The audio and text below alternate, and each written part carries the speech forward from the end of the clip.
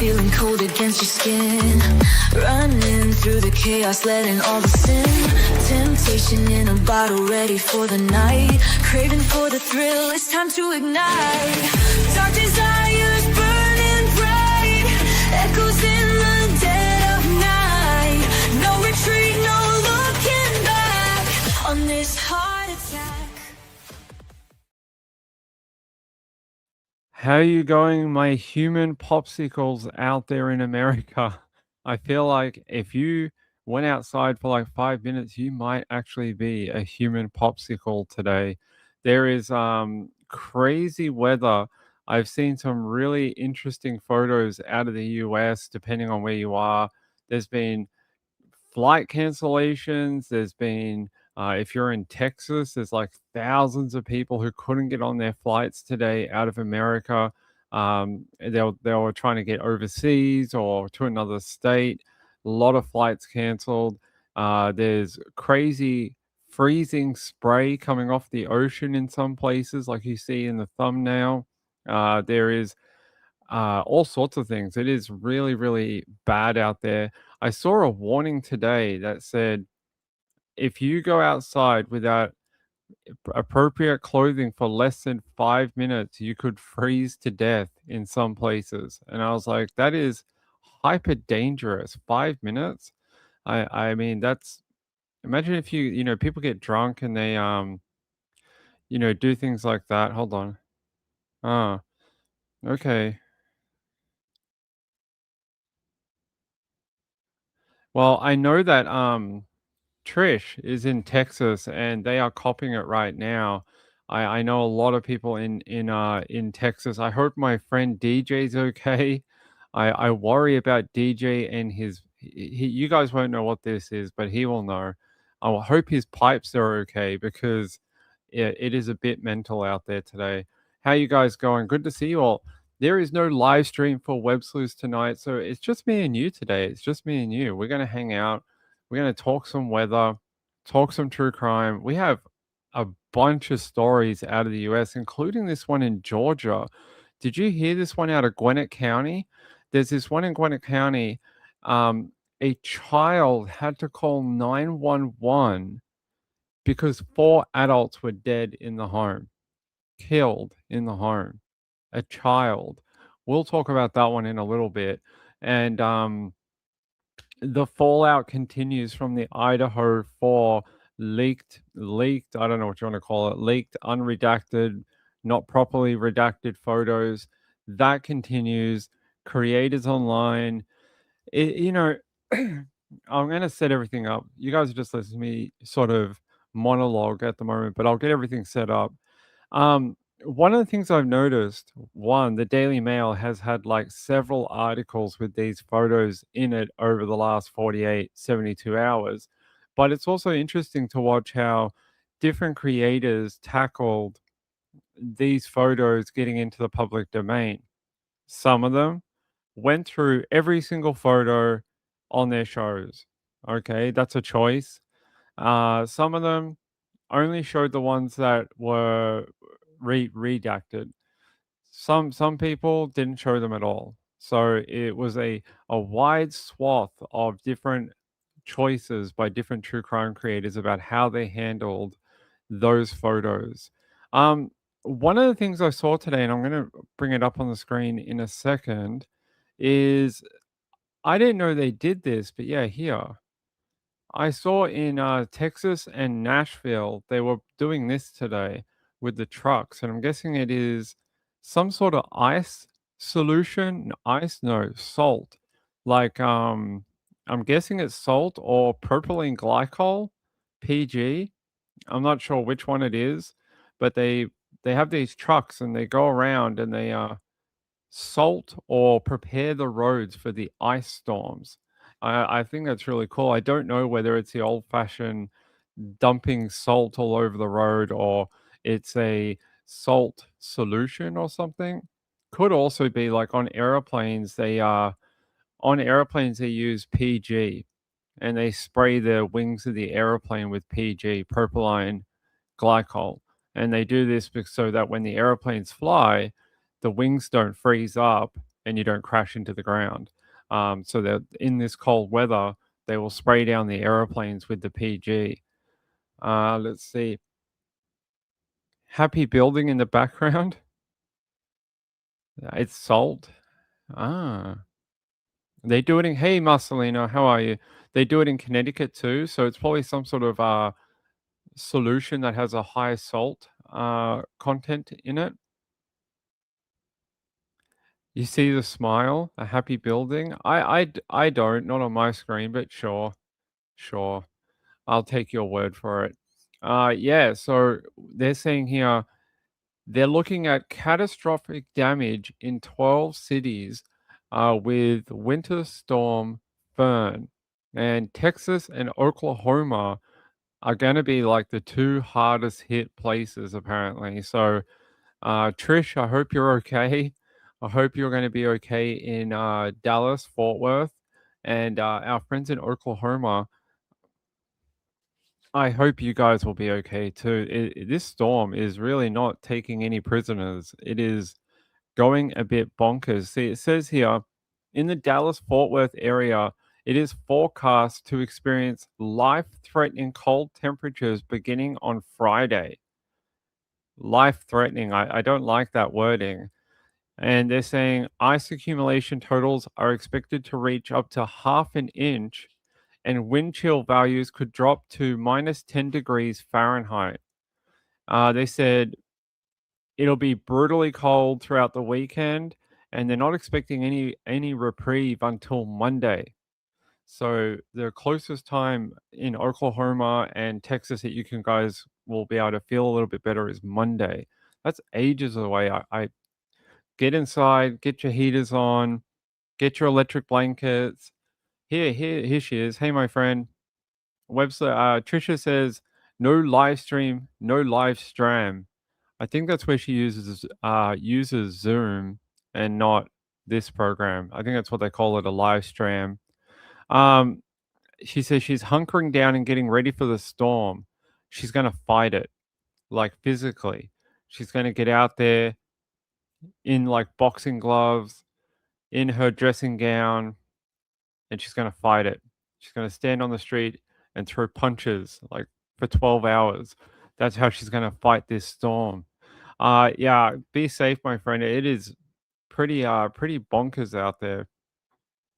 Yeah, no Webster's live. That makes me so sad. Hey, they need a break every now and then. Every now and then. Oh yeah, Mr. Dan Yee and Roadrunner. Are you guys down in the? I don't actually know where either of you are within the area though. Are you guys in the bit that's going to get hit, or are you in the further south? Because I think in they were saying, oh no, they were saying even Houston was going to get hit pretty bad. I don't think it's as bad as up in like Dallas Fort Worth and then into the Panhandle, but I heard Houston also was going to experience some pretty cold temperatures over the weekend, which is abnormal for that area. Uh, look at this. Check this out. So you would have heard that the shopping centers have been cleared of stock. Like there's been some sort of like COVID pandemic, when everyone was getting toilet paper and stuff like that. Well, apparently, anytime you get a winter storm, the same thing happens. And they had a time lapse. Someone did a time lapse of a Costco parking lot. Look, check this out. Look at all these people, all the trolleys, like hundreds of people. And whenever a spot opens up, it seems to disappear very quickly. You just have to ask yourself, how many 20-pound bags of dog food do you really need for a weekend? Or how many 60-gallon bottles of milk do you need? But that's pretty cool. That was pretty cool. What are they saying here? Our friends in New York, I think they're gonna have a they're getting more snow. 14 inches of snow over the weekend from the winter storm. Get this. So children all over the country are hoping for a snow day, right? They're all like, please, please give us a snow day so we can stay home from school on Monday. In New York, children in New York cannot stay home and do no school.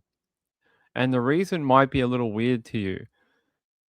So, in New York, in their sort of school district, they have had too many holidays put into the calendar for the school year, and they are mandated to have a certain amount of schooling days per year. And apparently, because of that, they have no flexibility in their calendar. None. They can't even have one extra day off because they've got too many holidays already.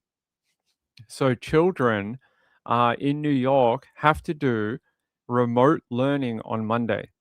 They have to log in on their computers at home and do school from like they did in the pandemic.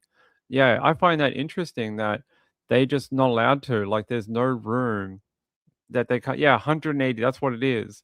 They have to do 180 school days per year, and apparently there's so many holidays already baked into the schedule that they can't have another day off. So no snow day for children of probably New York and maybe even New Jersey too. Hey, good to see you guys. Hey, thank you so much. Carolina says, "Stay warm, peeps. It might miss us here. I hope it misses you in Carolina." Thank you, my friend. I appreciate it. Um, Hunker down with the dogs.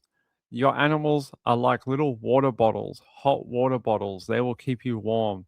The gorillas, the gorillas that you're secretly hiding, they're like really big hot water bottles. So you'll be all right. You'll be all right. The gorillas will keep you warm. Carolina said they just extended our school year. If that they just extend our school year if that happens here. That's an interesting concept because you would think if you have summer holidays, you could just go one day longer, right? So I wonder why they can't do that in New York. Why is that not a possibility? But apparently, if you're in New York, that you can't. You're not allowed to. LMS, hey my friend, good to see you. North Carolina is going to have bad ice. I'd rather have the snow. If you live, I think it's Tennessee, Kentucky, and like Oklahoma, and it's sort of in that sort of gap there, you might get thunder ice. That's right, thunder ice. You might actually get ice falling and thunder at the same time. Tell me if you have ever heard of thunder ice. I've heard of thunder snow. I don't know about thunder ice, but apparently it's a real thing and you might get it over the weekend. Hey, what is Tangle Cord saying? Tangle Claus said, "We had a live standoff right by the hospital today in Temple. A man finally let a woman and child go, and they got a bear cat and got him out. I sat in bed and watched it with my one eye. I hope your eye's feeling better today. I hope your vision will return." That is crazy. I don't like when they take women and children and they hurt other people. That is horrible. Kim says, "We have had thunder ice. I have never heard of it before." Gayla said, "I've had thunder snow, but never ice." Apparently, it's a real thing. Apparently, you're going to get some. Yeah, thunder ice. I was trying to find there was a map that they released that was yeah here it is. That is not a very good copy of that image, but you guys get the drift. In this area here, you might get thunder ice and freezing rain Saturday night to Sunday in the morning. So sort of in this region here, that is bonkers. So if you live in that sort of area within the storm, you might get the very rare thunder ice.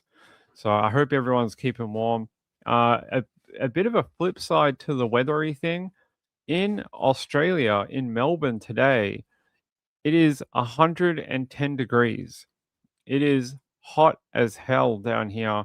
The Australian Open is underway in Melbourne at the moment, and the tennis players had to go out early today and do their games a couple of hours earlier because the heat is going to get so bad in Melbourne by about in about an hour. It's going to be over 40 degrees. So you guys are like -10 or -50 or whatever it is, and over here we're up into the hundreds. We're up into the hundreds in our Australian summer right now.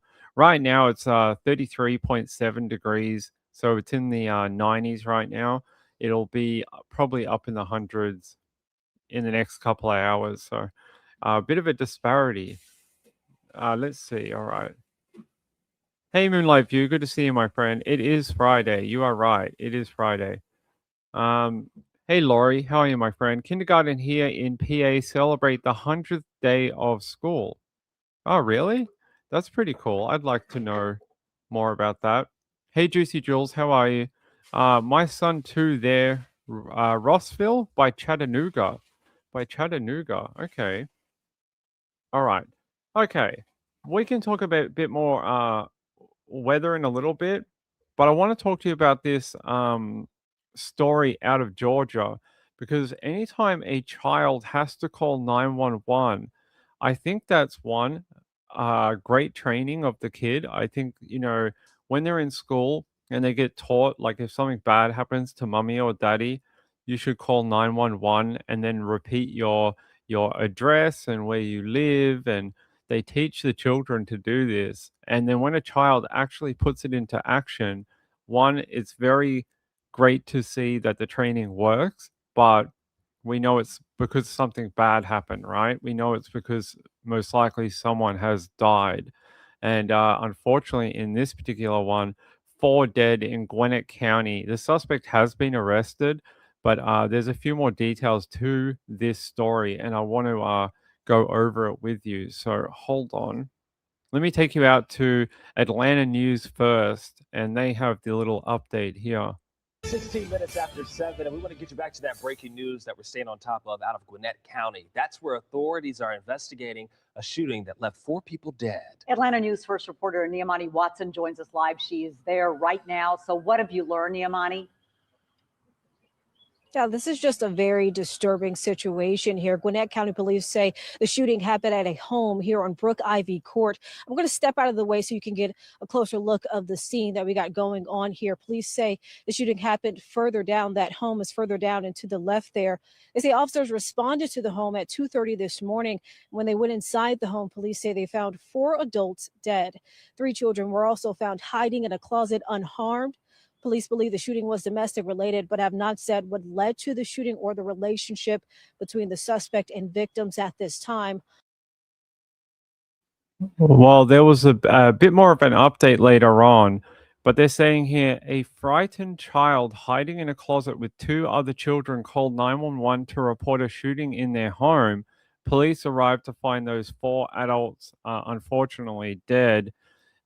Using a police dog, officers found the suspected shooter in a wooded area behind the home. Police said they believe the shooting was domestic related, but have not publicly identified the shooter at this time.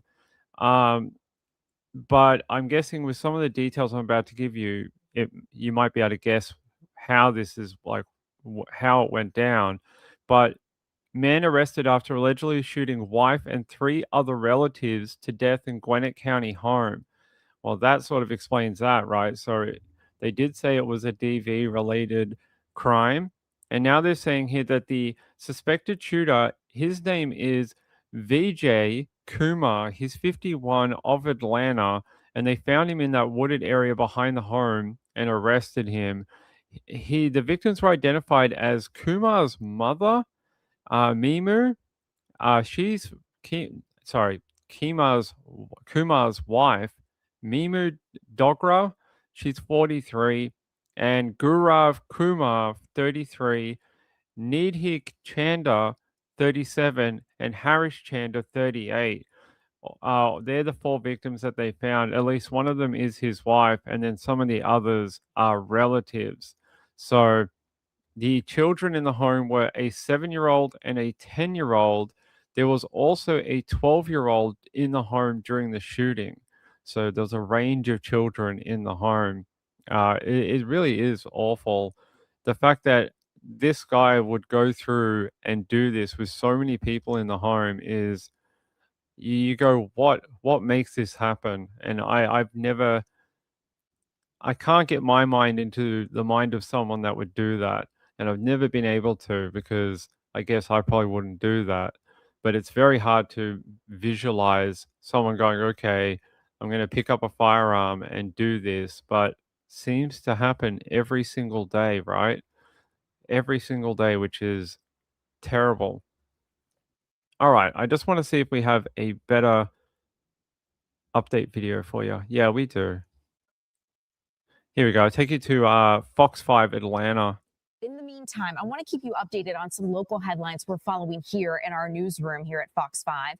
Just a horrible situation unfolded earlier this morning in Gwinnett County. We learned that 4 people have died, and our Angelique Proctor joins us live to explain how this happened. Angelique, I understand that this shooting this morning happened in the vicinity of children, and one of them ended up calling for help. Is that true? That is true. One of them courageous enough to pick up the phone and call police for help.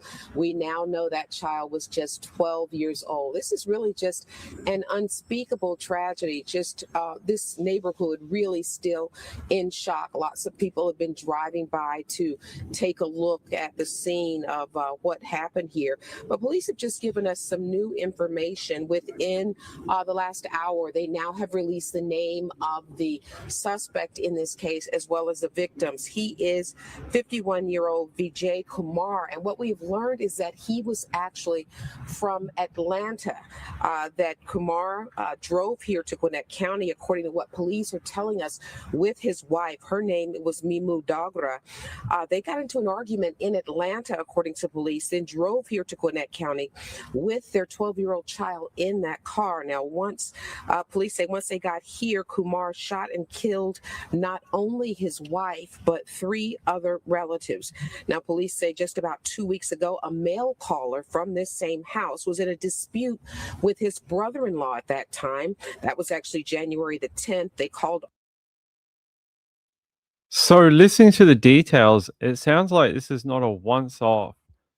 There's been some sort of fracture within that family unit between the brother in law, his wife, and him. And somewhere along the way, this has gone from just a typical family disagreement to he drove them out there so he could kill them. That is very drastic to find someone that would hop in a car, drive out here, and then be like, okay, we're here. Okay, now I'm going to kill everyone. That is really extreme. And I hope they interview this guy, which they've probably already done, to find out exactly why did it need to go to this extent? Why did you need to drive all the way out here and not only kill your own wife, but your brother-in-law too?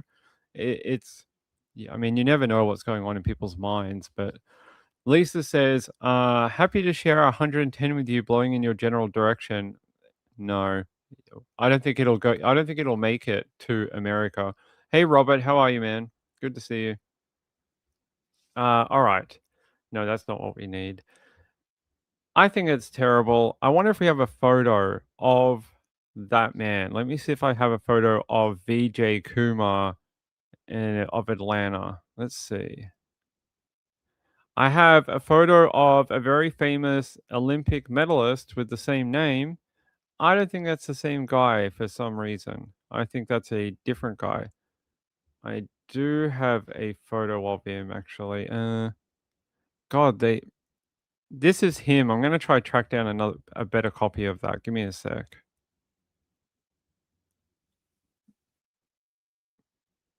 Okay.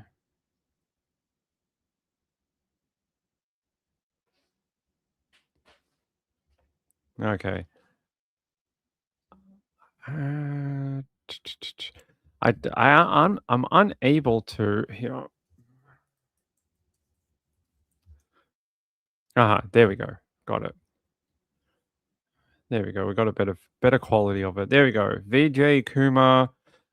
He's in a Tyvek suit. There you go. They must have taken his clothes off him and put him in a Tyvek suit, which means they probably walked him through the scene of the crime. They probably took him out there to like, what happened? When did you shoot people? because that's normally why they're wearing that suit. If they're wearing the other one, which is the one you see when murderers are normally arrested, it's not normally this one. They normally wear that green one. So interesting that he's in a Tyvek suit and not the other type. I reckon it probably means, yeah, like I said, detectives probably made him go out there and go, walk us through what happened. You came here in the car and you did this and that. Um, let's hope he cooperated with authorities. I don't. It doesn't give me any indication whether he did or not. But I find this detail too. According to Gwinnett County PD, the suspect's vehicle was still in the driveway when officers arrived, and they found him quickly when he was hiding behind the home. Police said there had been prior calls for service at the address. Bizarre. Like, did you think it wasn't going to be tracked down to you? Did you think that somehow they were going to be like, okay, we have all these people accounted for, but not the owner of the vehicle? Like, I find that very strange. You always wonder what goes through the head of these people, and sometimes it's not always a smart decision.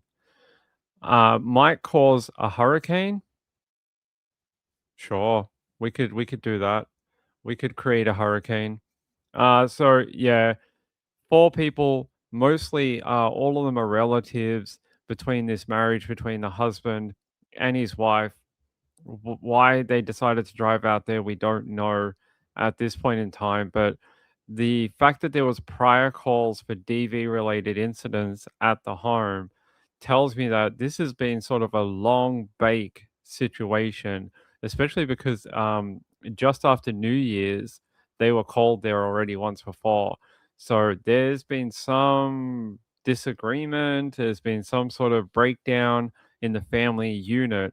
And often with these families, they're sort of their family units are really big. So they often have like aunties and uncles and brother-in-laws and cousins and stuff like that. So when you get these breakdowns between the families, they can get really serious really quickly. So there you go. Once I have more updates on him, I'll let you know. But yeah, his kid's very clever to be able to call 911, repeat where they are, especially because it's not their home. They've gone to someone else's home and they were able to still call and ask for help.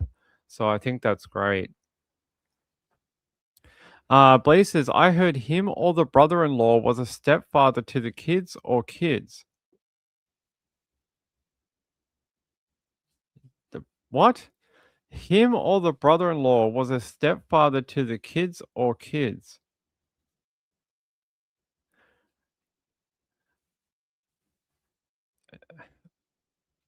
Okay. I'm so confused by that statement. Do you mean like his children were not his children? Or do you mean like the brother-in-law was like a stepfather to the kids?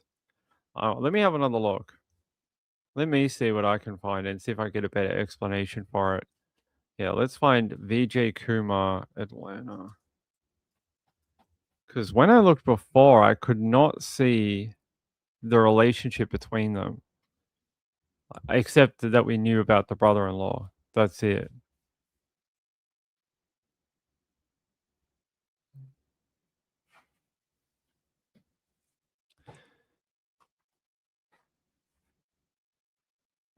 Um, in a chilling detail from the scene, officials revealed that 3 young children were present when the shooting began. To protect themselves, the children retreated to a closet to hide.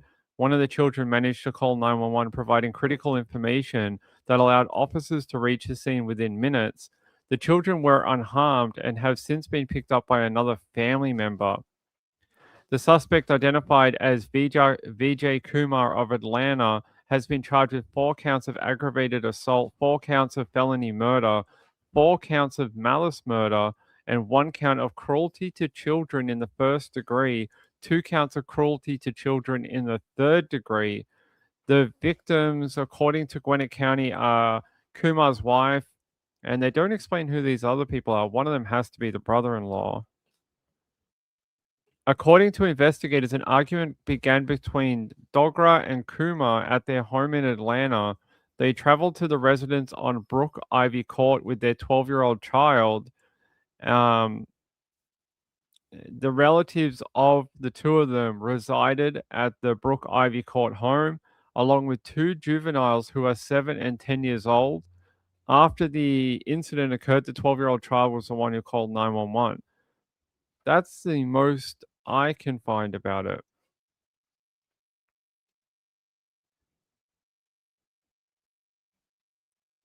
I'm just trying to see if I can find that detail about how the family worked.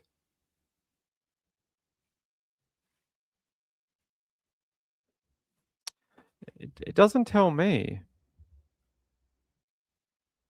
You must have a better information than I do. Let's see if you.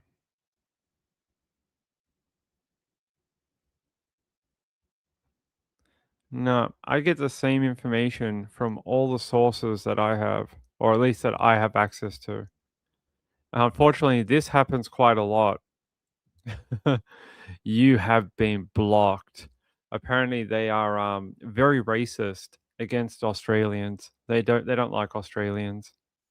One of the men was second marriage into the family. He was returning his wife and stepchild. Okay. Okay, that makes sense. I still want to know more about why the relationship broke down, though. Let me check one other source, and then we'll move on for now. I'm sure we'll get another press conference soon. Yeah, let me see. Gwinnett County.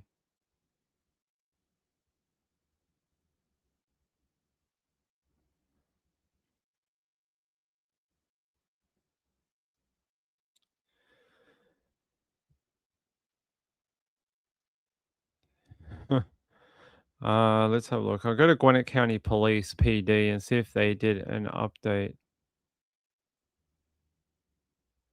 Their last update was 15 hours ago. So quite a while ago. Yeah, I'll show you. They did this update, Gwinnett County PD, and they were saying here basically what we've already talked about. Investigating the shooting. They list the charges that I read out. They talk about the juveniles. There's the victims' ages and names, but yeah, unfortunately, I can't see the other ones, the other details. Blaze says one of the men was second marriage in the family. Yeah, I'll research more into that. We'll see if we can find more. Do they say where in Gwinnett County? It is in.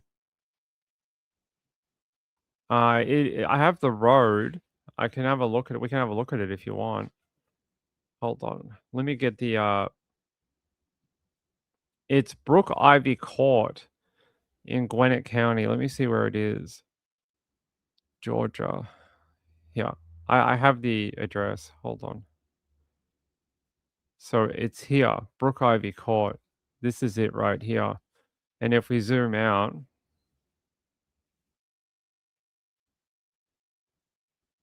Alexander Park, I'm guessing is the local precinct or like local area. Lawrenceville would be the main town. So Lawrenceville is probably the bigger town that's just up here. And then to the south, you have Snellville down here. So there you go, Brook Ivy Court.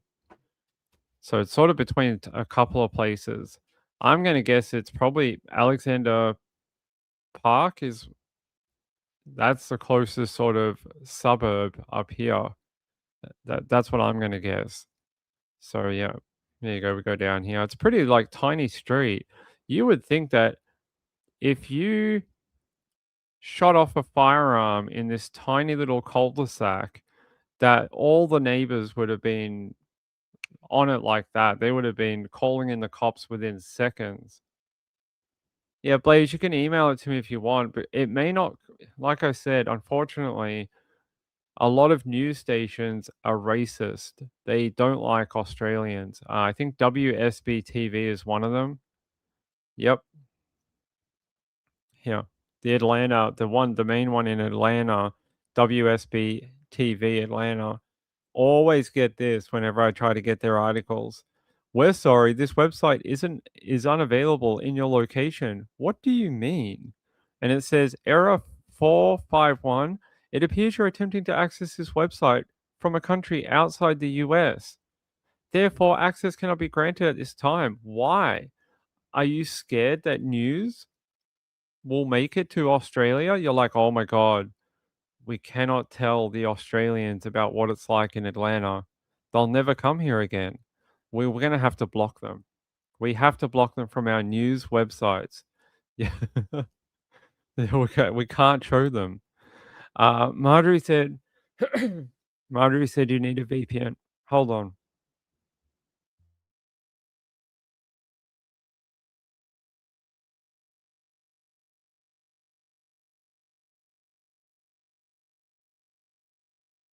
Jeez, voice, too much talking. Gail said, so if you're on holiday and you can't read our local news, yeah, I don't get it. It's weird, right? Like, I don't understand why you'd block people from outside the country reading the website.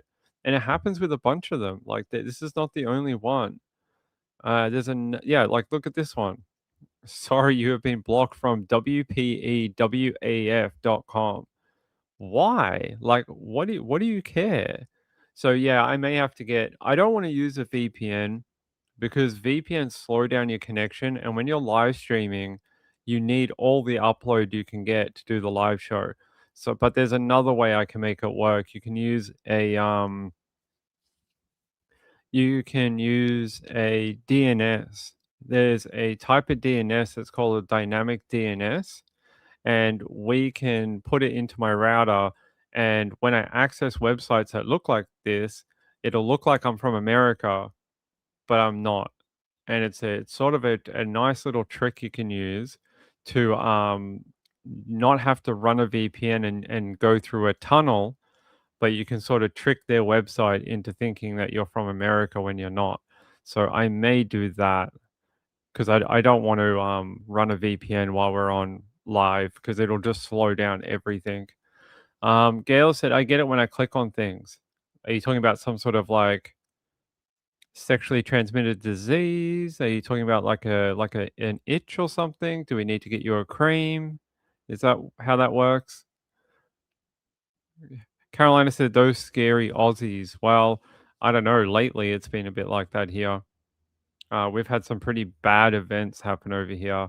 Yesterday was a day of mourning in Australia. So yesterday was it yesterday? Yeah, like yesterday was a big day of mourning here for the shooting that happened a couple of like a while ago, the Bondi shooting. So yeah, it was a big they had like big celebrations and another Jewish sort of what was it?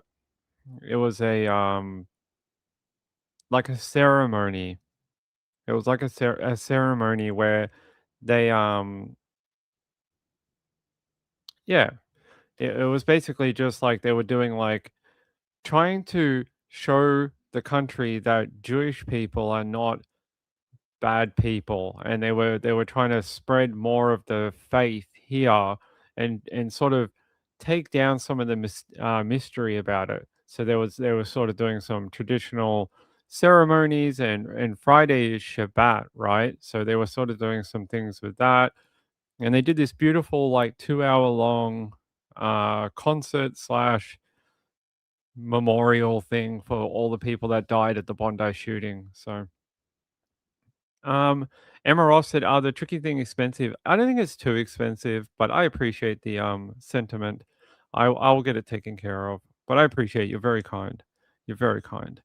But yeah, we'll do that because this is very annoying, especially when we're trying to get stuff done. We're trying to talk about stories. We're trying to get information to you guys. Hey, let me check one other place here. No, WWA. What's this one? Ah, that's just Atlanta News First. WANF. No, that one has the same info. All right. Lurk away. Who's lurking? Good to see you, Emma. I haven't seen you in a while. Good to see you.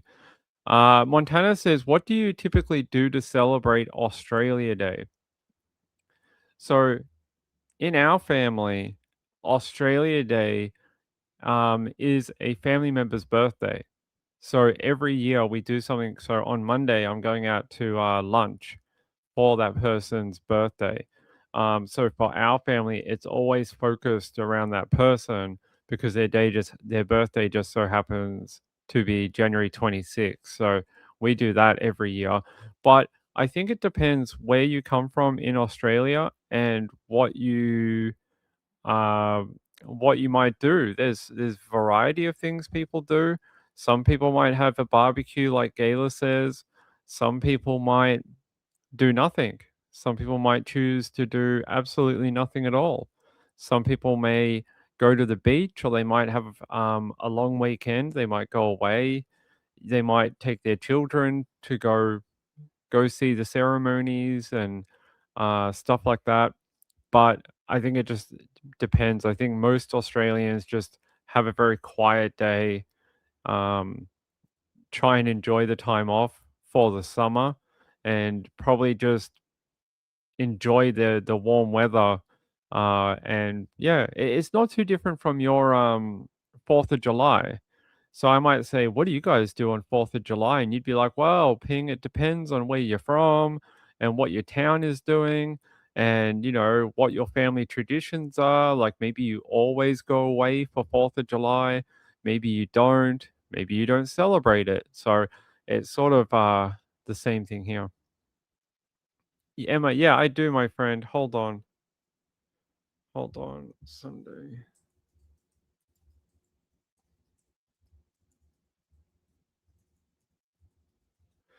I think this year will be a more subdued Australia Day.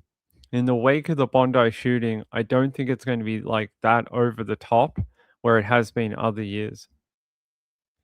Australia Day is controversial because there are some people who um, believe that it celebrates the wrong part of our history.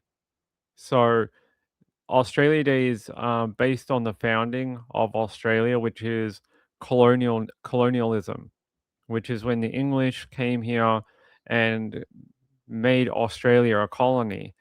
A lot of people suggest that that is the wrong day to celebrate as a nation and that we should pick a different day because it should be a day where Aboriginal people and white Australians and other Australians can celebrate together and not have sort of like negative connotations with the day. And some people think it should be moved to a different day that does not signify anything to do with colonialism. So that is sort of the easiest way of saying it. So there is a bit of a modern day pushback on Australia Day at the moment.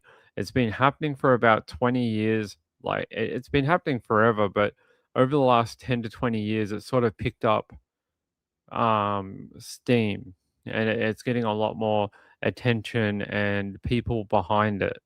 So, green light, green fairy light says some people refer to it as colonizing day. Yeah, so it's got a very checkered sort of history to it, and I think there's a lot of people, especially in modern Australia, that would like to see it moved. Um, I'm not really fussed whether they move it or not. I just want everyone to sort of celebrate about the good things that modern Australia does for everyone.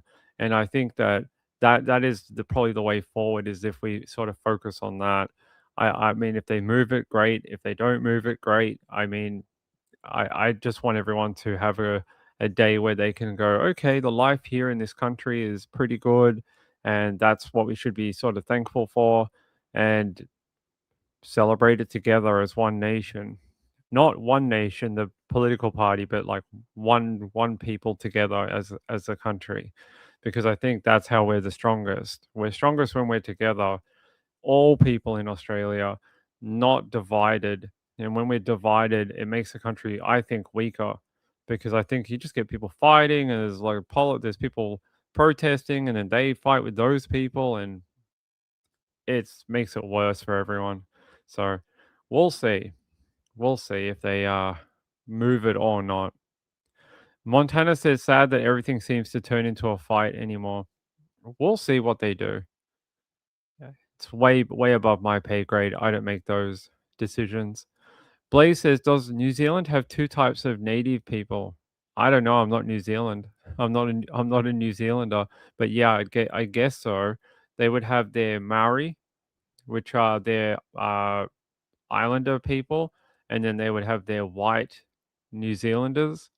And I think that would be the sort of similar to here. We have the Aboriginal people, and we have our colonial white people, and then there's people who have moved here from other countries, and multiculturalism, that type of thing. So yeah, I think they've got more. Well, here we've got a lot of different people from around Australia with different, tribes and things like that. In New Zealand, I think it's very similar. They got the Polynesians that have come from the islands over the years. They've got the Maori people. They've got a bunch of different people. So probably no different from your countries. America has people from all different countries, all different parts. You guys have your people from the South, and there was people from New Orleans, and now they've live in different places. You guys have a very similar thing as well. You have your Native Americans, and all that type of thing. So not much different from you guys. Sean says it used to be a great day out mixing with all nationalities, proud to be Aussie at the park. Yeah, and I hope it turns back to that. I hope it turns back to that where we can all do it and celebrate together. And I don't know how that happens, but I hope they figure it out, because the fighting and the protests, and I think everyone's a little over it and would like to get back to working to make Australia as great as it can be. Montana said lots of Polynesians in my neighborhood. Well, that's good. They're nice people. Blaze says we have a good mix of people. Yeah, a lot of countries do. Lisa said our multiculturalism makes for great food, especially if you live in Victoria. If you live in Victoria, we have some of the the best Asian food outside of Asia. You can get anything down here. Um, and not just that, we have other cultures too, but there's a really big like Viet, Malaysian, Chinese, Japanese. There's all different Indonesian. If you like Asian culture in the food and that, there's tons of it in Victoria, tons, and you can go to Asian markets and stuff. Like it's interesting growing up in Australia where we don't have like a national cuisine, and most of the stuff we eat here is from other countries. Like, so a lot of people in Australia may grow up eating Asian food or Middle Eastern and stuff like that, because we don't really have a culinary that's just for Australia. Mimi said, finally made a live. Good to see you. All right, we got a little off track. Let's go back to the crimes. We got far too into Australia Day, which is on Monday. On Monday? Yeah, on Monday. All right. I want to head out to a different county if it'll load. Why is it doing this? That's not how we do that.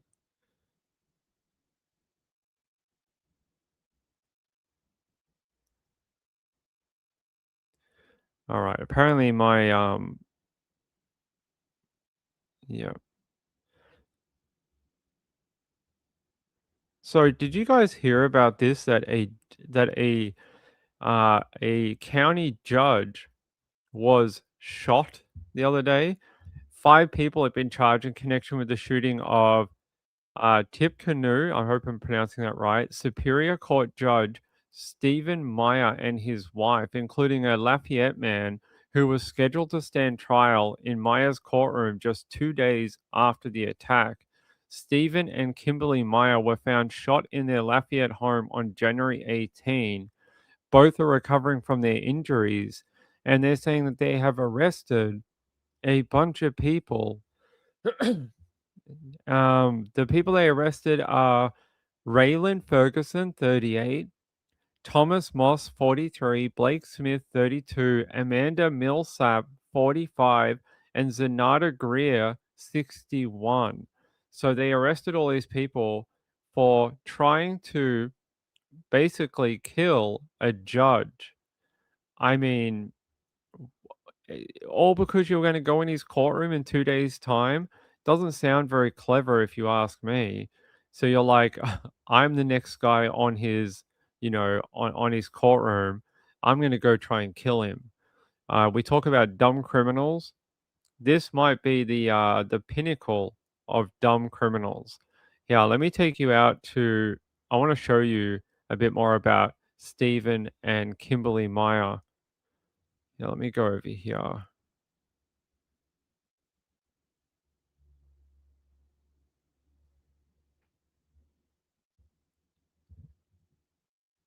If it'll load, come on.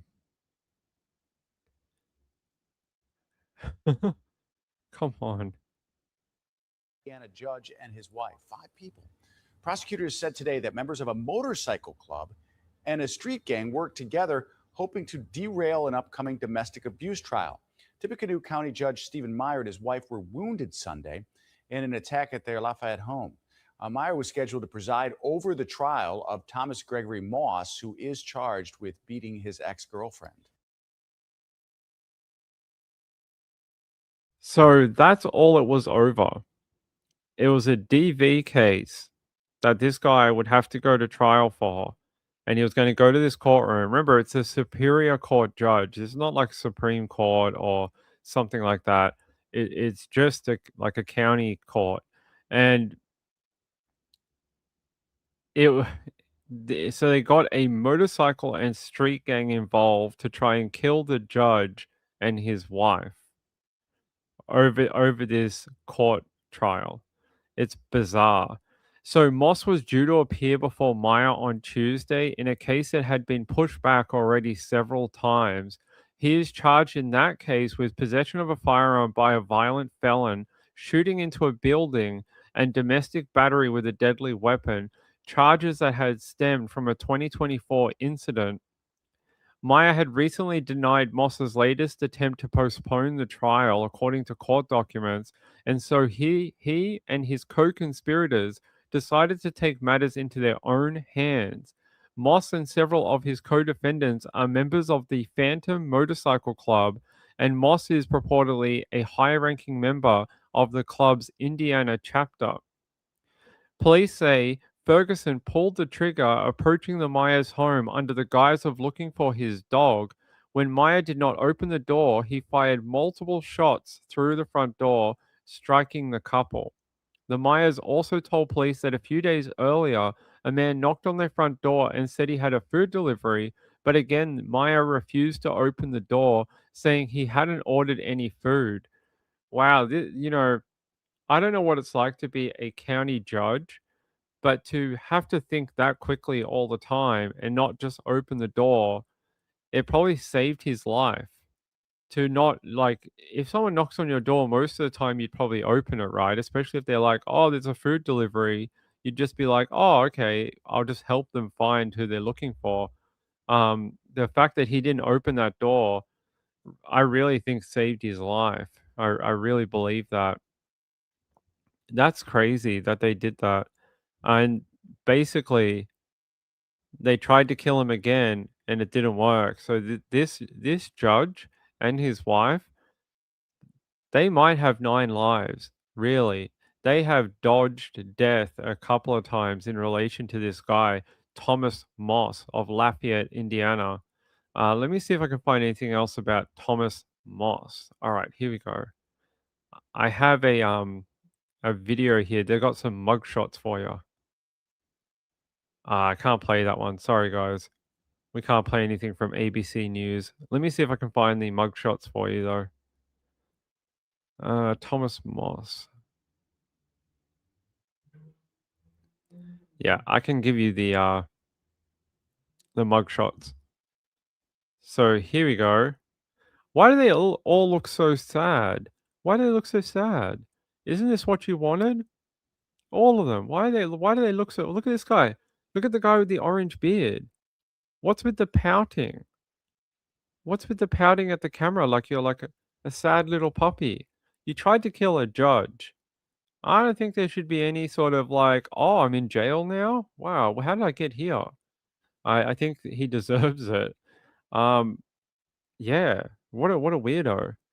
They're saying here, prosecutors have formally charged 3 of the men with attempted murder, a level 1 felony, conspiracy to commit murder, a level 2 felony, and prosecutors are also seeking a criminal gang sentencing enhancement for 3 of the men.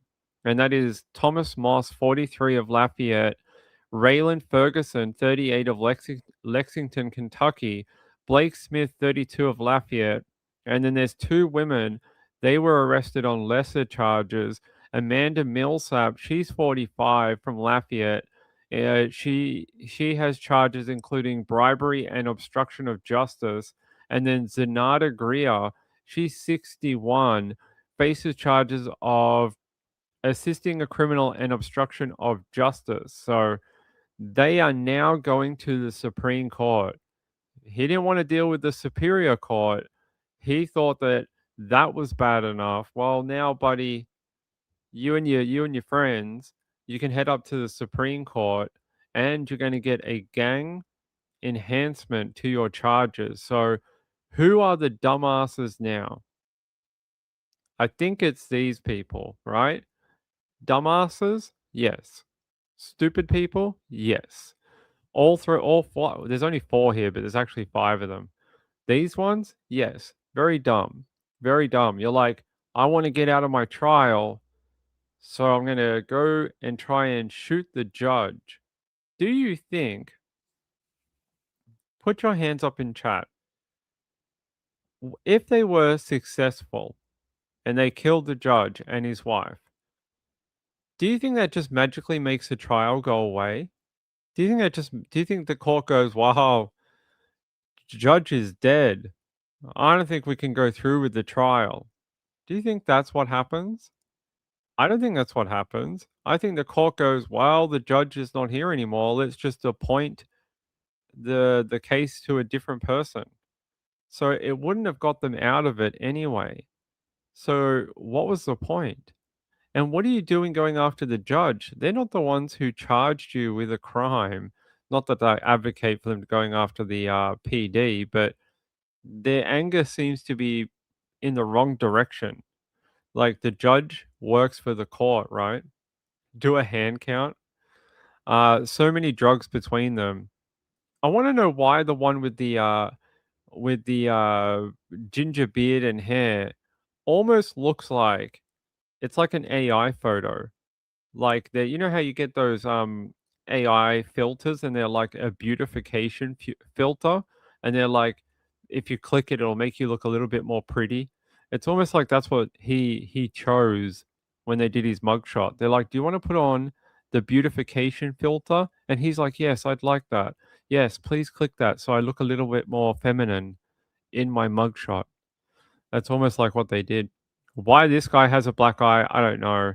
Maybe he was resisting arrest a little bit. Maybe. So these guys all going to go to jail because they are dumb. Judge and his wife will survive, thank God. And oh, here we go. I got a better mugshot for you. It has the 5th person. So there is these ones. Here is Zenata Greer. This is the oldest person within this. I'm guessing, is she someone's mum maybe? I don't know. But she is the 61-year-old woman who has now been charged in relation with it too. Very strange case. I don't really understand why Why? It wouldn't have got anything. It wouldn't have changed your court day. It wouldn't have done anything at all, like anything. Oh no, we killed the judge. Like you still would have gone to jail. Your court case would have continued. Oh, you would have killed one judge. There's like hundreds of them. Like it doesn't make any sense. But I'm guessing it was just some sort of retribution for not giving him a continuance or something. All right. Let me see if I can find anything else about it. I was trying to find out if we could get. Okay, let's go here. 5 arrested in connection with shooting of an Indiana judge and his wife. And the suspects face attempted murder counts after Stephen and Kimberly Meyer were shot in their Lafayette home. Yeah, crazy. So officials are pursuing that gang and firearm enhancement against Ferguson, Smith, and Moss. They're the 3 males, and which could subject them to stiffer punishments if they are eventually convicted. The police statement made it a point to describe Moss and Smith as habitual offenders.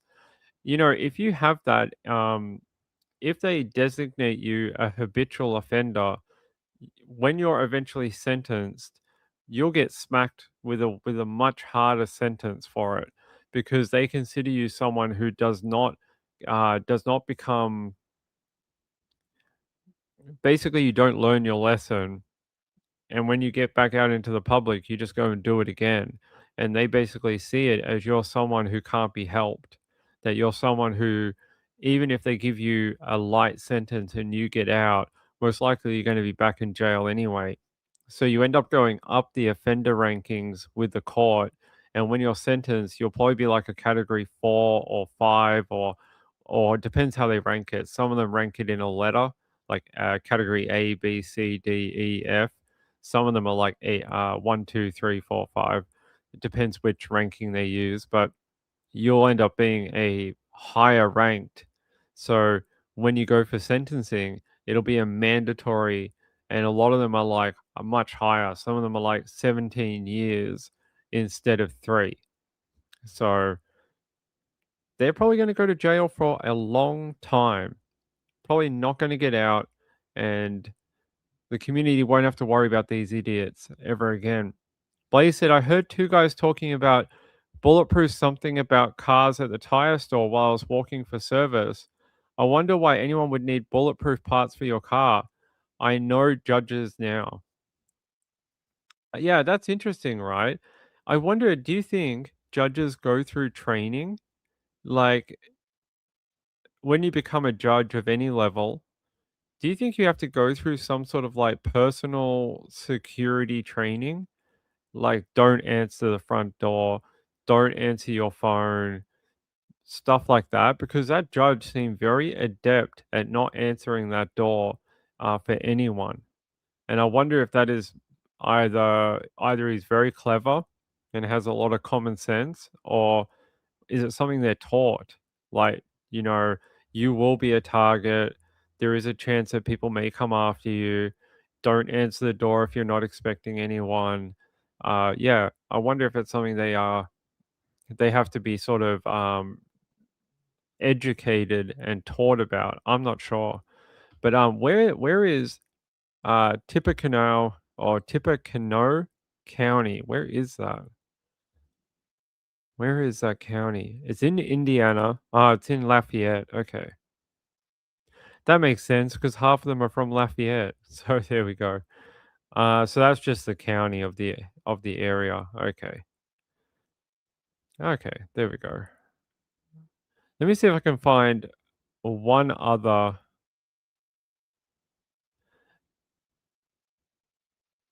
Let me check who owns this.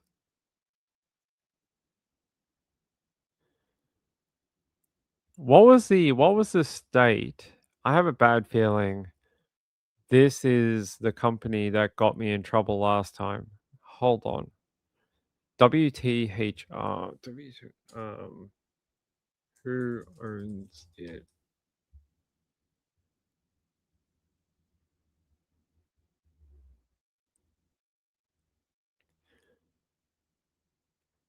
Okay. WTHR is a tech. Who is Tegna? Tegna Company, Indianapolis.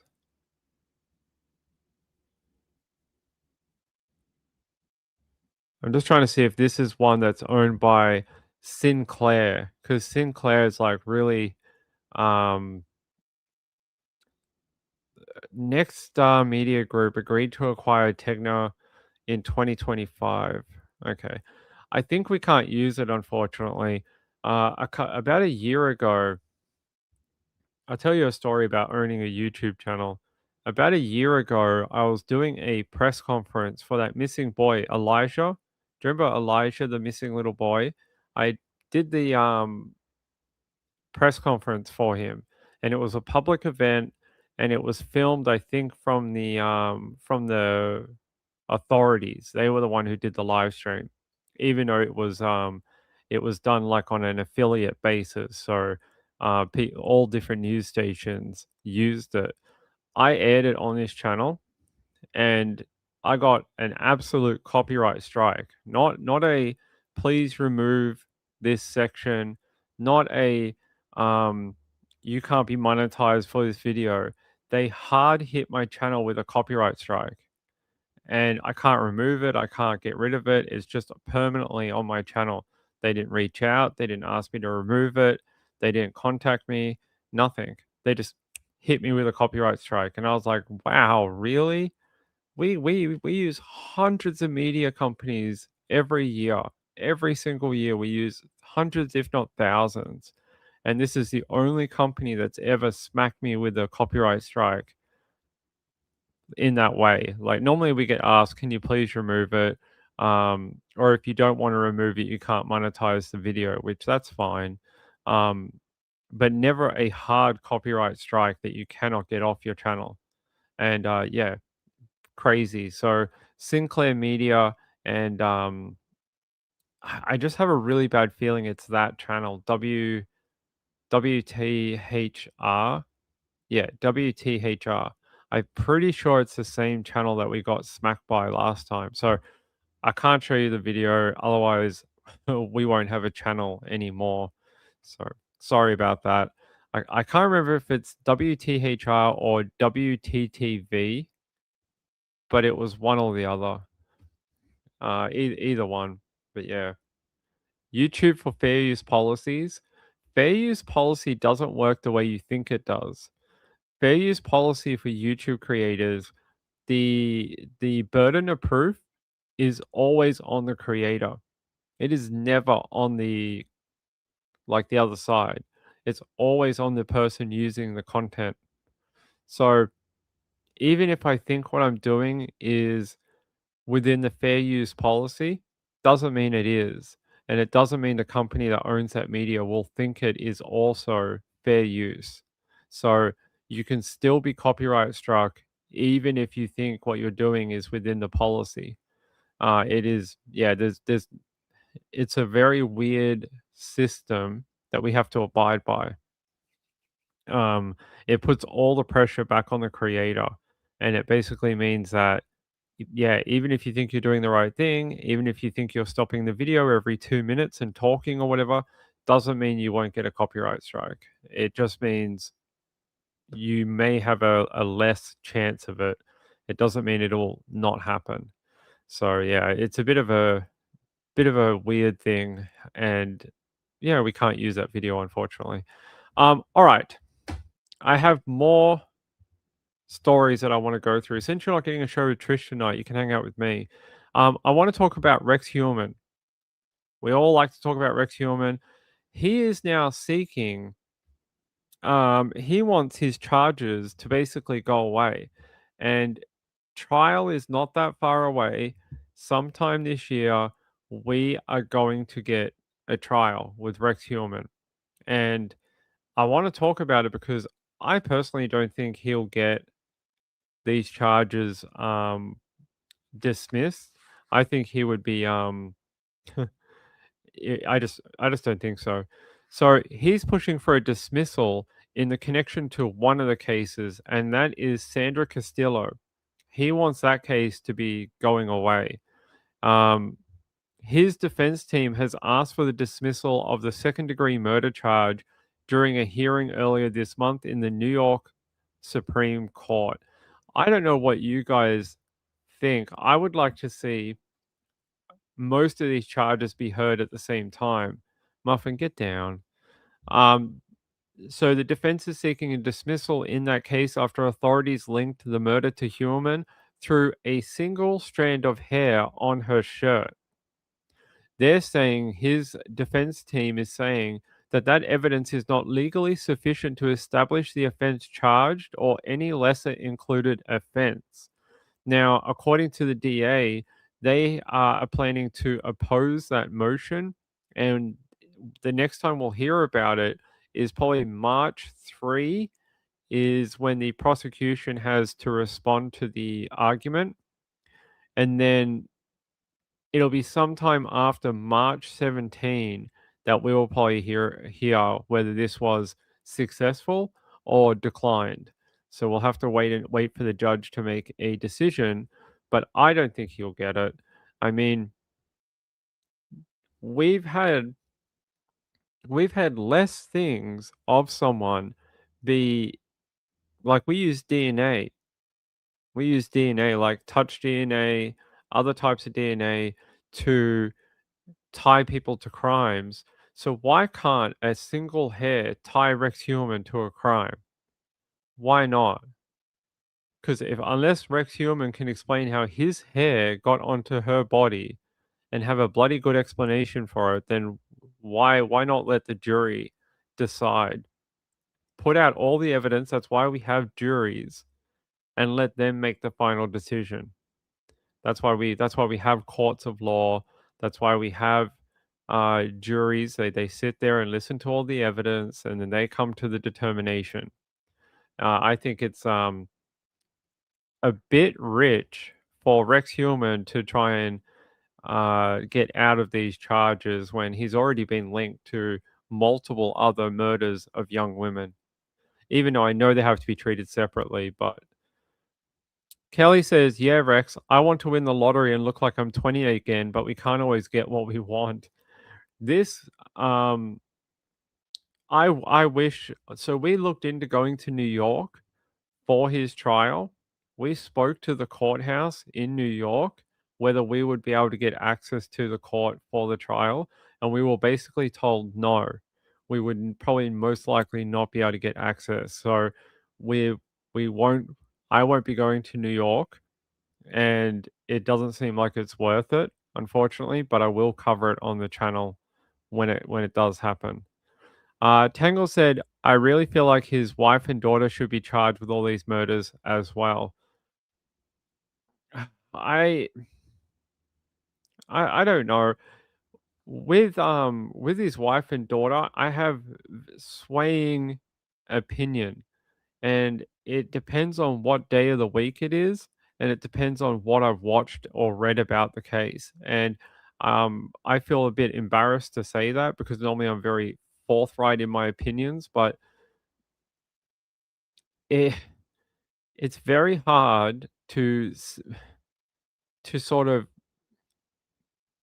um, prosecute them for what he did, even though I also agree with a lot of people that I feel like his wife probably knew more than she's letting on. I don't mean that she was like, "Oh, I know my husband cuts up girls in the basement when I go on holiday." But I mean, I feel like she must have known something over the years, even though she never ever has publicly admitted to it. And she still supports him. If you watch that documentary that came out last year, she's still calling him in prison every day, talking to him. So she never will believe that he did it. I don't think she will. When I watched that documentary, it just made it really clear to me that she's still unable to come to terms with what he did. And maybe when we go to trial and it's all laid out in front of her, maybe she will be able to figure it out. But in that documentary, she seemed like a woman who was very steadfast in her support of her husband, and that was not going to change. The daughter, on the other hand, I think is coming around to the idea that her dad may have done all this, and that it may have affected her too, unfortunately. But whether they should be charged with a crime, it's a very high bar to be able to charge them with it. What exactly would you charge them with? A lot of the times they weren't there. A lot of the times the daughter was underage at the time too. So what exactly would you charge the daughter with? I don't know what you would charge the wife with either, because half the time she was on holiday and not at the home. So I don't know. I I really don't know about doing anything with them. I think we sort of have to look at it as we should charge the person and hopefully get justice for the person we think did the crimes. And from what we know, it's Rex Heuermann, right? So we should focus on him. He's the big bad here, and just let's go to trial for him and see if we can nail him for this. Really, if convicted, he's a serial killer. It's what he is. Let me take you over here, Rex Heuermann. Let me see if I can get an update from Pix 11 for you.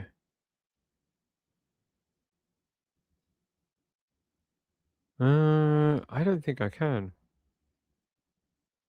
We're having a great night. We're having great success. All right, here we go. I'm going to take you to CBS in New York. I really wish it was Pix 11, but it's not. We have to use this one.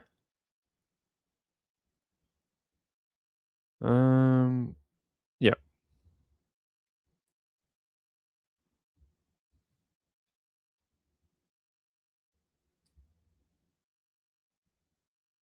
In the Gilgo Beach murders case, the trial of accused serial killer Rex Heuermann could start in September. But today, the defense filed another big batch of legal challenges, one involving a discarded pizza crust.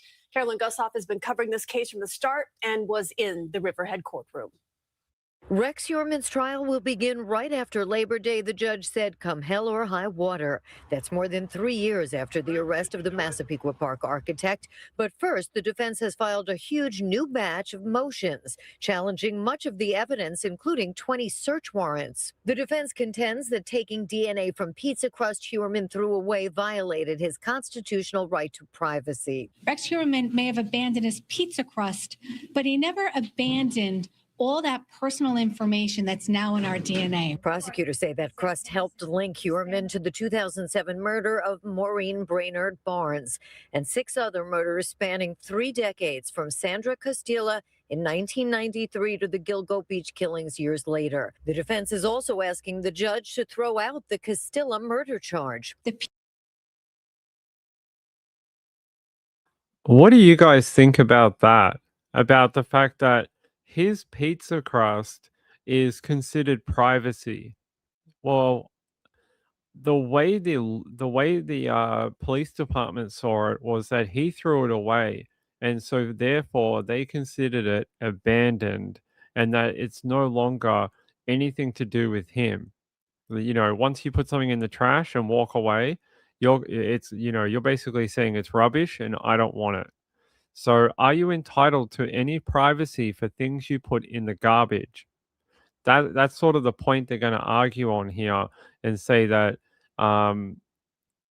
yeah, basically his privacy was eroded because they took that pizza crust from the trash. I think it sounds to me like they're grasping at straws and trying to find any type of legal loophole that they can to get him out of the charges. But I don't think that one's going to fly, because they have used the same technique in a bunch of other cases. They have used it time and time again, and it has been successful in a court of law. So I would find it very strange if that was something they could actually get away with, because they've used it in a bunch of cases. Golden State Killer, they did that. They used trash and things that he threw away. The Koberger case, there's endless. There's multiple cases that it's been done with. Yeah, the Koberger case. There's been heaps of them. Chipmunk says, learn to eat the whole pizza, weirdo. Yeah. Stall tactic. It sounds like it. We need to get to trial. Like when was he charged? 2023 or 2024? 2024. It's almost going to be 2 years already. We're already been tied up in court for this, and we're not really that much closer to going to trial. They're saying September 2026 this year, and it could even get pushed further out than that, and I hope not, because the victims' families deserve to put this evidence to court and actually, test all the evidence and try get a conviction. There's only so long we can keep pushing the boat out. I'm just trying to see if we can. Oh,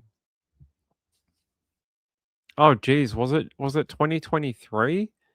Oh, it was July of 2023. Far out. It's longer than I thought it was. Okay, we're almost at 3 years.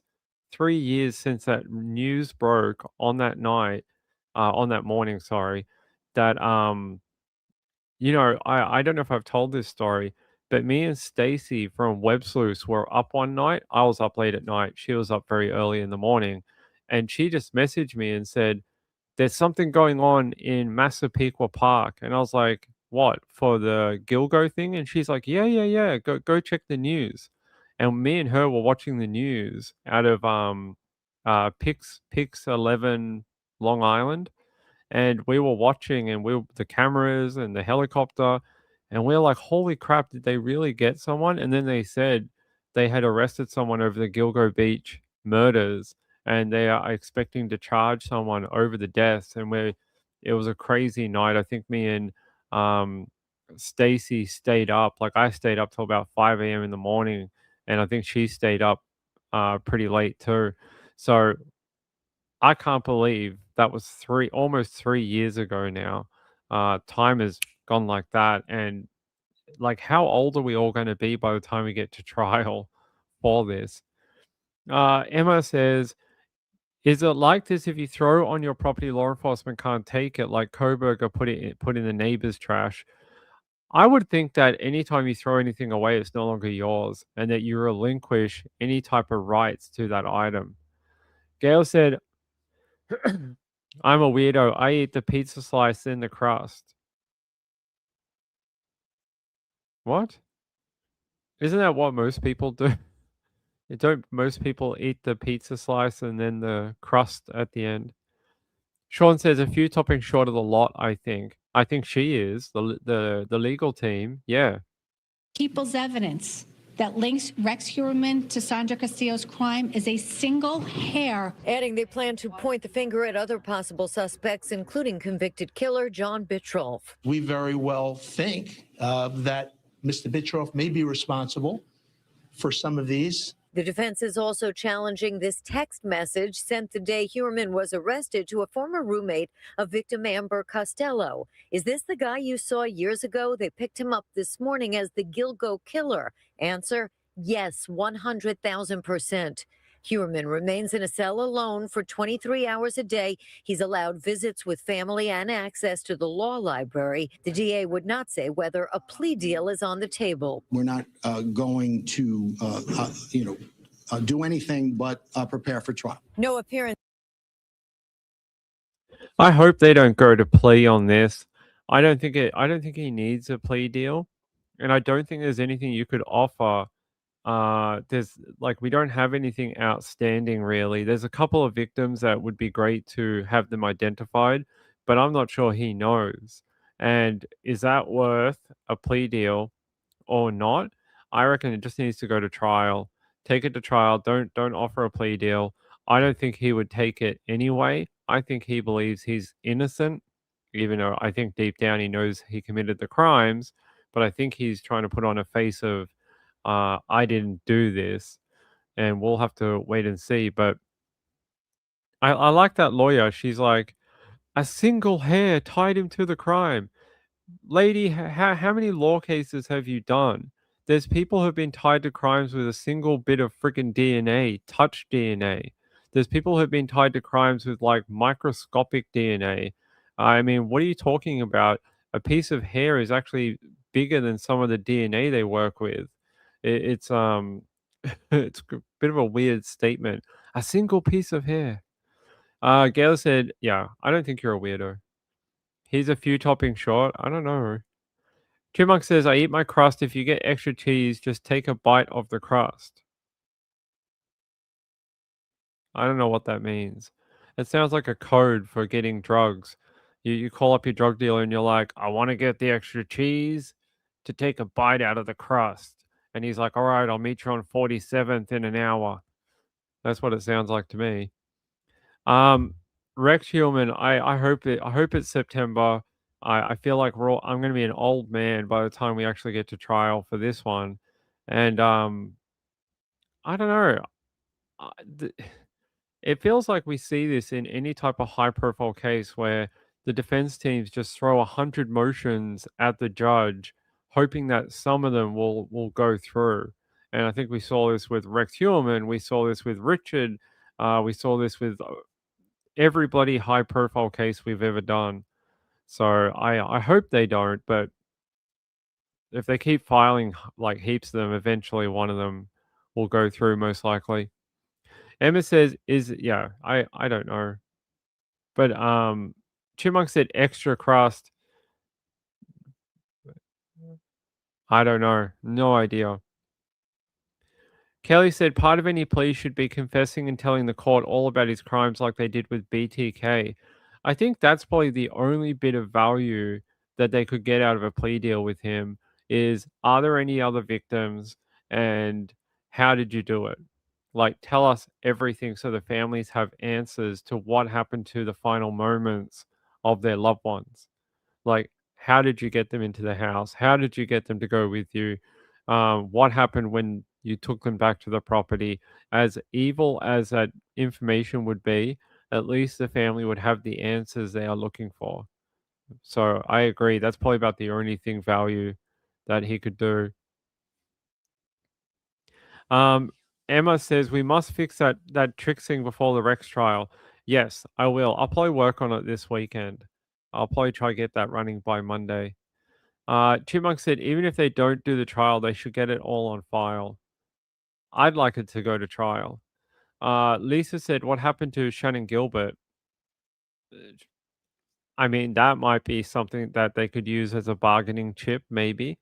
But I think the law enforcement's idea is that Shannon Gilbert died of misadventure, and that I don't think they're looking at her as a victim at all.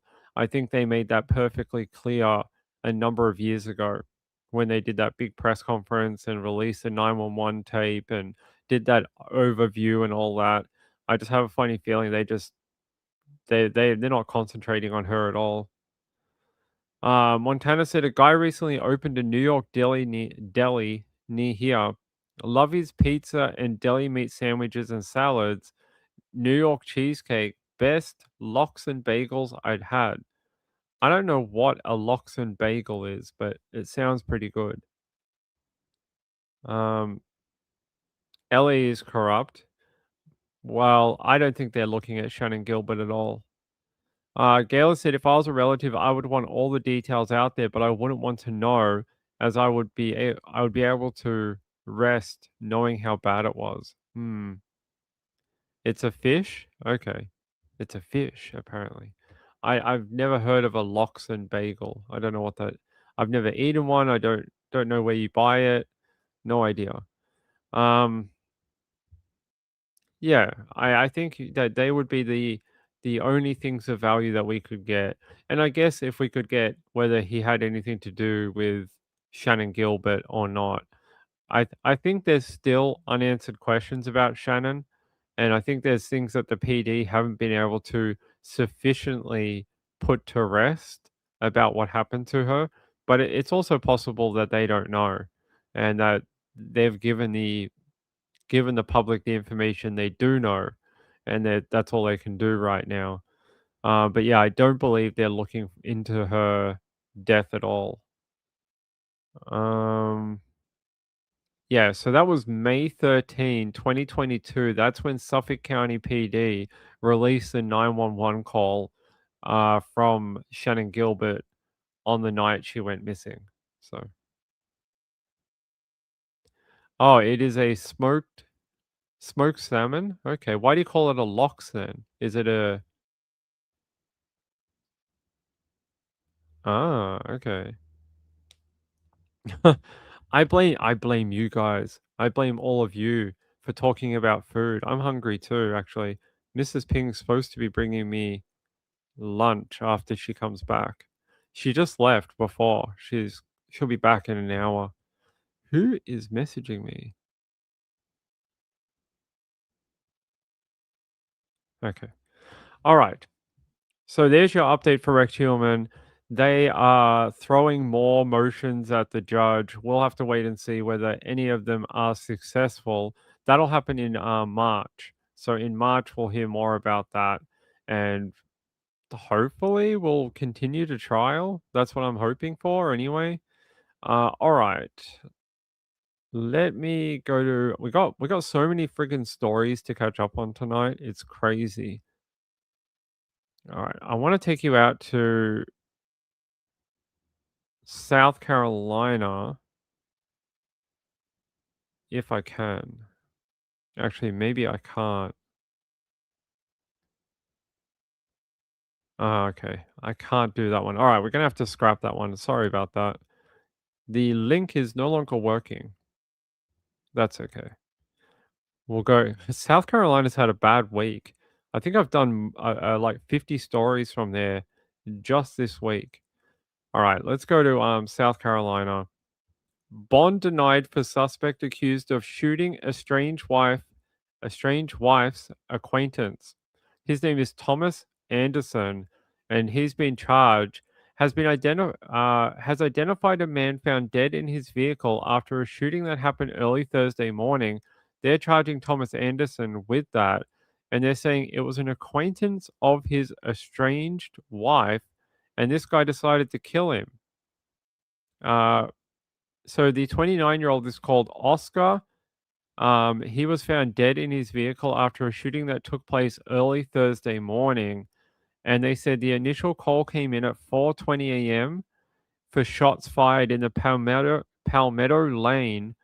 Upon arrival, they found the 29-year-old dead in his car. Then they found out that it was Thomas J. Anderson, and he decided to kill the guy. So here, he's been denied bond. He's not getting out of jail. But another nutcase who seems to not be able to let his ex partner go and just let her go live her life, and decides to take matters into his own hands.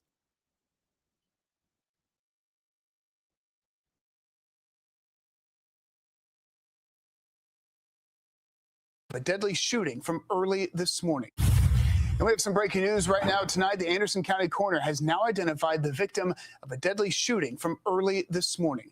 The coroner says 29-year-old Oscar Mazarigos was shot and killed early this morning on Palmetto Lane. Thomas Anderson, who you see here on your screen, is now charged with his murder. Deputies say Anderson showed up at his estranged wife's house and found Mazarigos there. That's when they say Anderson shot him. Tonight, Anderson remains in jail.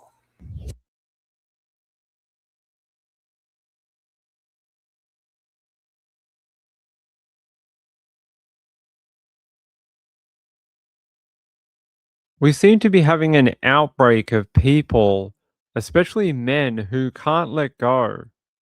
This guy now too found a random dude near his ex-wife and decided, you know what I'm going to do? I'm going to kill him at 4:20 in the morning. I don't know what's going on in our lives where this is now the answer to everything. This guy's 35. Bro looks like he's like 55 and has 20 children. 35-year-old Thomas J. Anderson? Geez, he looks older than me. I'm 41, and he looks way older than I do. He looks older for his age.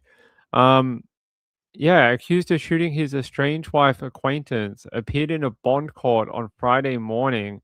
He's facing charges of murder and possession of a weapon during a violent crime and was denied bond. So he's going to stay in jail until he goes to trial. And yeah, the investigation indicates Anderson went to the apartment of his estranged wife. He found the 29-year-old man there, and they're calling it his wife's acquaintance. The acquaintance attempted to flee the apartment and leave the area before Anderson followed him and shot him. Okay, so you just turn up to your ex-partner's home now, check who's there, and if you don't like them, you just go and kill them? Is that what we do now? It's I don't get it. Like,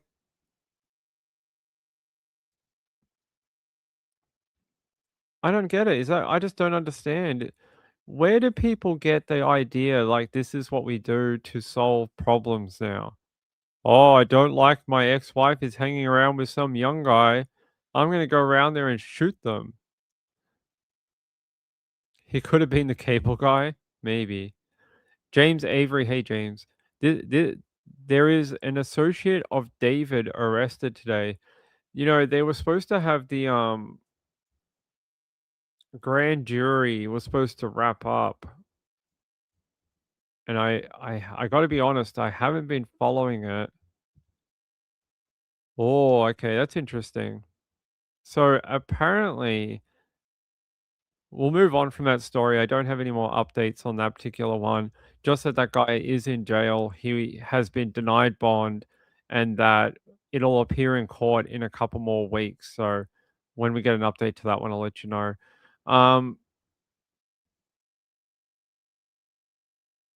Weird. So NBC LA says a friend of singer David has been jailed on an out of state warrant in Montana after failing to appear as a witness in LA. So this must be for the grand jury. This must be for the grand jury. So his name is Neo Langston in Lewis and Clark County, Montana, is related to the grand jury hearing. So it must be ongoing, that grand jury. They're saying he was arrested on January 22nd and held on an unspecified warrant. So, yeah, hey, you get subpoenaed and they tell you you have to come in and give evidence. You can't just be like, nah, I don't want to do that. The court will just do this and issue a bench warrant and get you to come in. Like, you can't just not do it. You can't just say, "Well, I'm in Montana. I can't get to LA." They could do it via video link. You could do it via Zoom. There's no excuse in front of the court. The court will not accept your uh, excuses, basically, because they have ways they can do it if you're not in LA. So, let's have a look. I want to see if we get an update on this. Is that it here? With a popular singer at the heart of this. NBC4 Investigates has learned that a friend of singer David has been detained in another state. David, as you know, has been identified in November as a suspect in connection with the death of Celeste Rivas. The 15-year-old remains were found in September inside of a Tesla at a tow yard in Los Angeles. That Tesla is registered to the singer David. NBC4's Rob Kovacic live right now with details about David's friend and why he is now in a jail in Montana. Robert. No longer in a jail, Colleen, but we're going to get to that in just a minute. Let's talk about this guy. His name is Neo Langston. He's a well-known streamer, we're told, and NBC4's Investigates has confirmed he was arrested and jailed yesterday in Helena, Montana for an out-of-state warrant. Now, that warrant is from LA County, and we have learned it is in connection for not showing up as a witness in a grand jury hearing. Sources are telling NBC4 Investigates that grand jury hearing is in relation to the death of 15-year-old Celeste Rivas.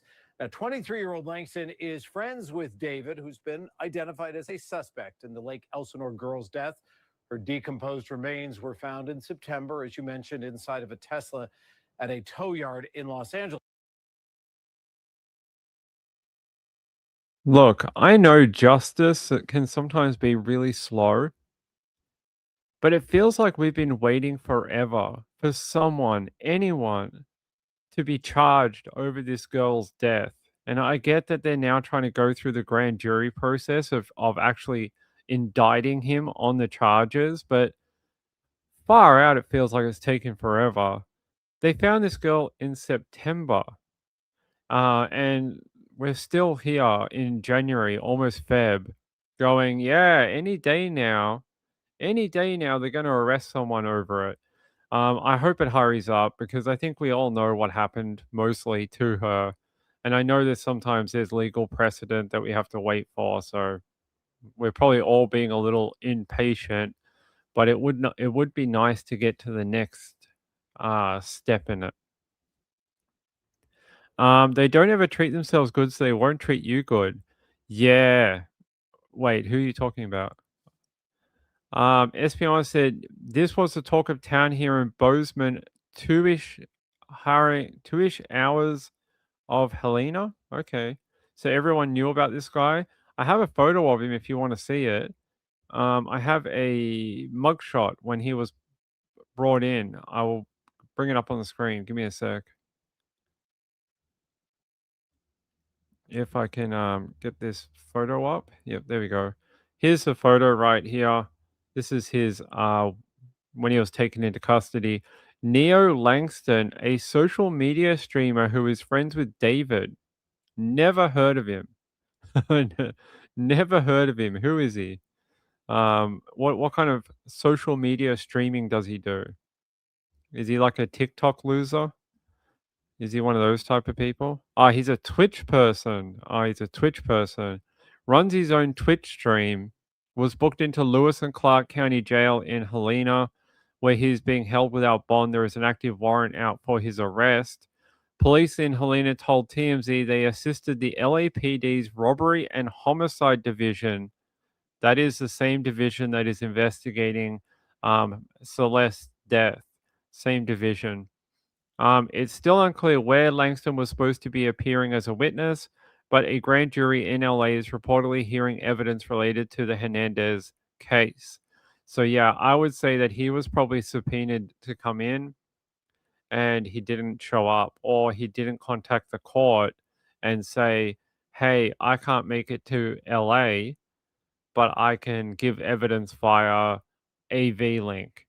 So the court, I reckon the judge or whoever's overseeing the court, it might be a registrar, I don't know. But I reckon they'd be very unhappy with him because he is a Twitch streamer, right? Like this, like we're doing now. Do you think a judge would be very happy with me if I lived out of state and they're like, we need Ping to come and give evidence? And I'd be like, well, I don't live in that state. I ain't flying to you. And they're like, well, you could appear via stream, via video stream. Isn't that what you do for a living? Don't you live stream for a living? And they'd be like, oh, yeah. And they'd be like, so why can't you give evidence via AV link? So I think this guy is probably in a lot of trouble with the court because you can't just ignore a court order. You can't just be like, oh, I don't want to go. They're not going to accept that. And who cares? He's probably only going to give evidence for like half an hour and then he can go. It takes half an hour to jump on the court, AV link and just give your evidence and go. Like, who cares? Yeah, video link. Well, yes, there is. Yes, that is true.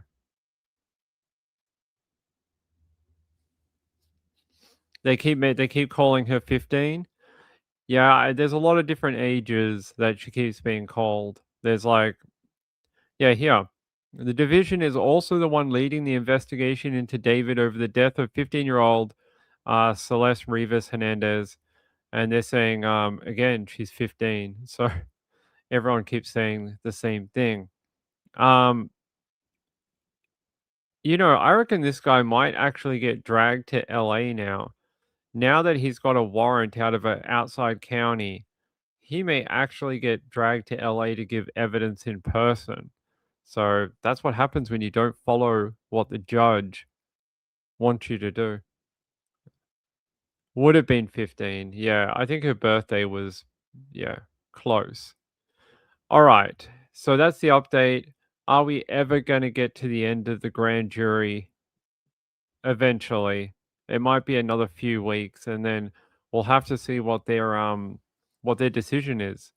Whether they think there is charges there, whether there is any prospect of an indictment, and if it fails at this point, it's in big trouble.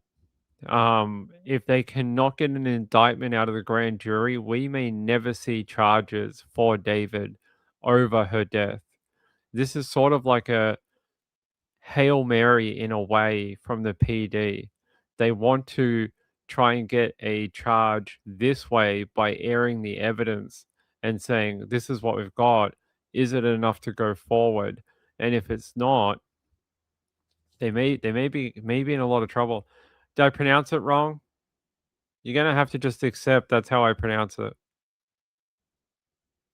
Hell nah. Hell nah? Alright. Nah. It sounds way better as Helena.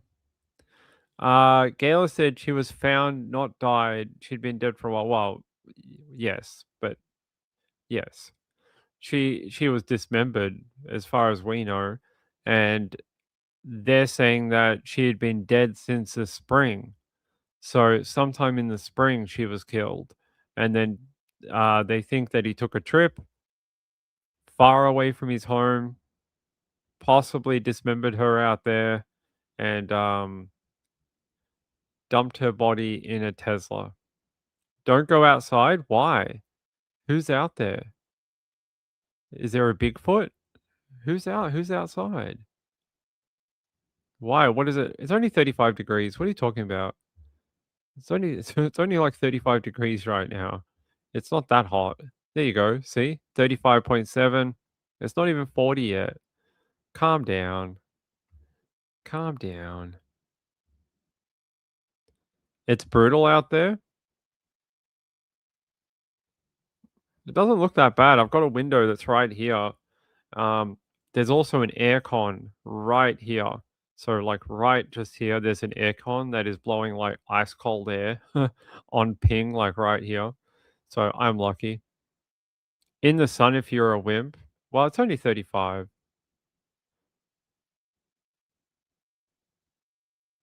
Um, hey DJ, what's up? You've only heard it pronounced Helena?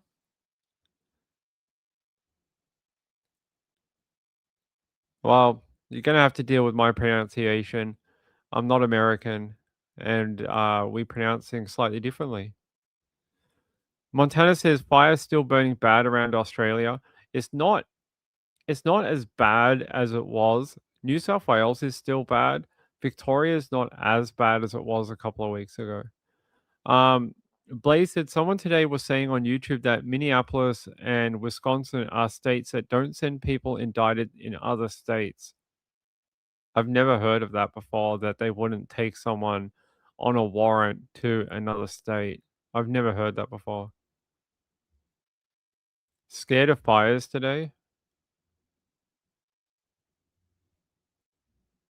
Gail said that said Helena here. Helena? Okay. Well, obviously we all have different pronunciations of it. Hold on. Do you guys want to see the fires? What's going on? Yeah. It doesn't look that bad right now. As you can see, these little cross out signs that you can see, this means there's a fire ban today. So it means you can't light a fire anywhere in the state of Victoria today. But the fires so far are contained. The one that was up here is now a watch and act. This was the big one from a couple of weeks ago. This was that monster that put down a fire tornado. This was the one up here. It's currently is it contained? Yeah, it's just an advice, which means they don't think it's that severe right now. So that's good. The big one is sort of over here. Watch and act, and this is over in the far east of Victoria, and then this one up on the border is a watch and act as well. So closer to Melbourne, there's this one that's south of Ballarat. It's still a watch and act as well. So far, so good in Victoria today. Fingers crossed. There's not that many big fires at the moment. It's looking pretty good so far. We'll have to see what happens in the afternoon, but so far, so good. What happened here? Oh, there's a fire in Portsea, but it looks like it's pretty safe. It looks like it's down here. Residential fire, maybe? Structure fire. Yep. So far, Victoria's looking all right, even though it's 40 degrees down here. Um, yeah. So everyone in Victoria, keep your fingers crossed. It's not too bad at the moment. Like hell in a handbasket, Helena. All right. We're all going to fight about how to pronounce Helena, are we? All right. Tangle Cord says, he looks Asian to me. I didn't know he was Asian. I thought he was African American. What? That's not the guy who killed the girl. That's his friend. This guy, this guy is his friend. This guy is the guy who was arrested in Montana. He's a friend of David. He's a friend of David. He's not David. So yeah. Hey Lindy, how are you, my friend? Good to see you. I don't think we're ever going to get on the same page with the pronunciation. I don't think it's ever going to happen. I don't think we're ever going to get there. I think we're all going to be just like saying different ways of it for like forever. Yeah, so if you're confused, that's not David. That's his buddy. That's his buddy Neo Langston. This is David here. This is the guy that is accused or will shortly be accused of killing Celeste Rivas. So, yeah, there you go. um, hope that clears it up for you, Tangled. Gayla said it's that bloody Spanish accent of yours, Ping. That's right. That's right. There's only one way, my way. Well, I don't know. I can't help you. I can't even know. I can't even remember how to pronounce it the other way that she said before. Helena? Helena? That's not how we pronounce it here, though. I've never heard anyone pronounce it that way in Australia. Everyone in Australia would call if that was a lady's name, say that was like a woman at work and that was her name would be Helena. And we would say Helena. We would not be like Helena.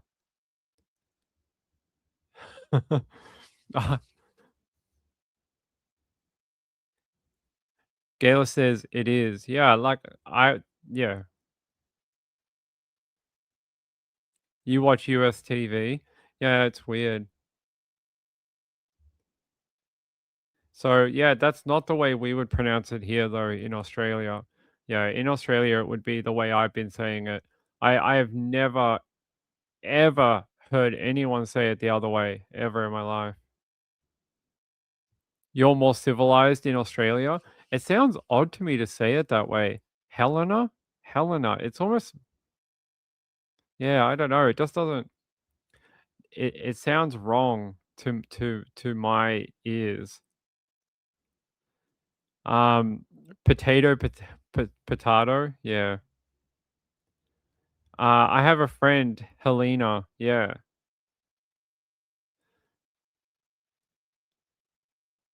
In Sweden they say Helena. There you go. So I don't know. I can't help you with the pronunciation. You're just gonna have to learn to accept it. And I don't know. I don't know, just difference in countries. It's like in America, there's a lot of spelling differentiation between us. Like we use English, like the UK version of English, and there's a lot of words like the word color. Color in Australia has a U, but in America it doesn't. So just differences between countries. Stop speaking Australian, Ping. I know, like I maybe live in Australia. It doesn't matter. No, it doesn't. Spacey Tracy says it is wrong. I'm American, and I would say it your way. Maybe people are mixing the pronunciation with Helen.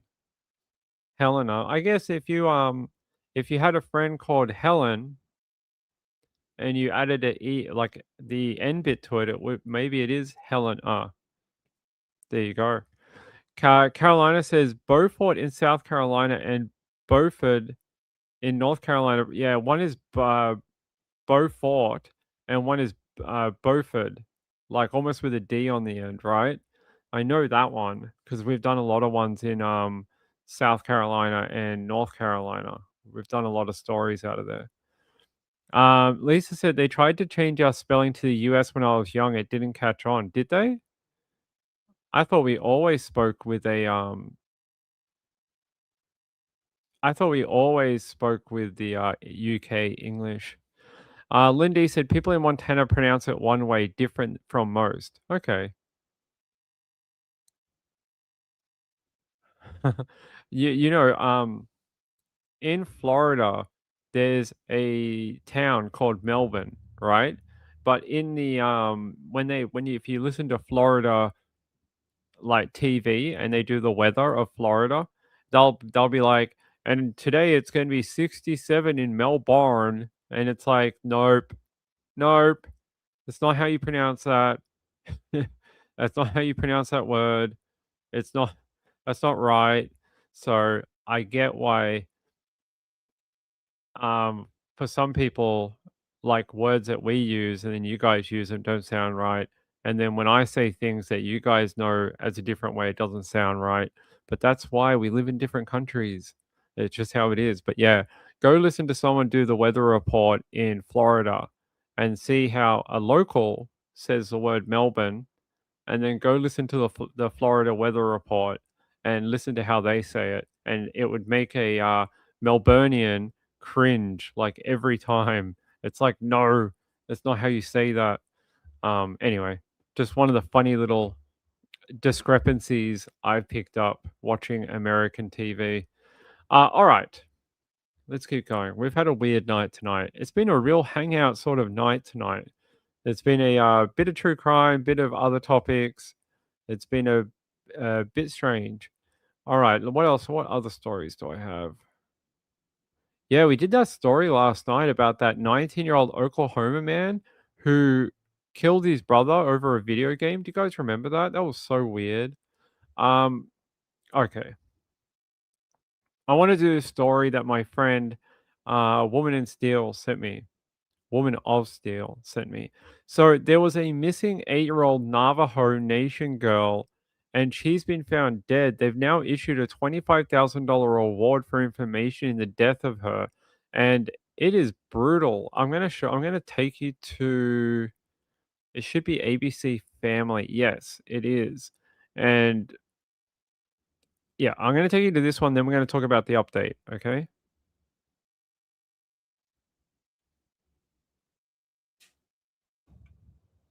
Hey, Jamie. Well, this is an absolute tragedy for this small community. Malika Molly Boone was just 8 years old when she died, and this has already sent a ripple effect of sadness across the Navajo Nation.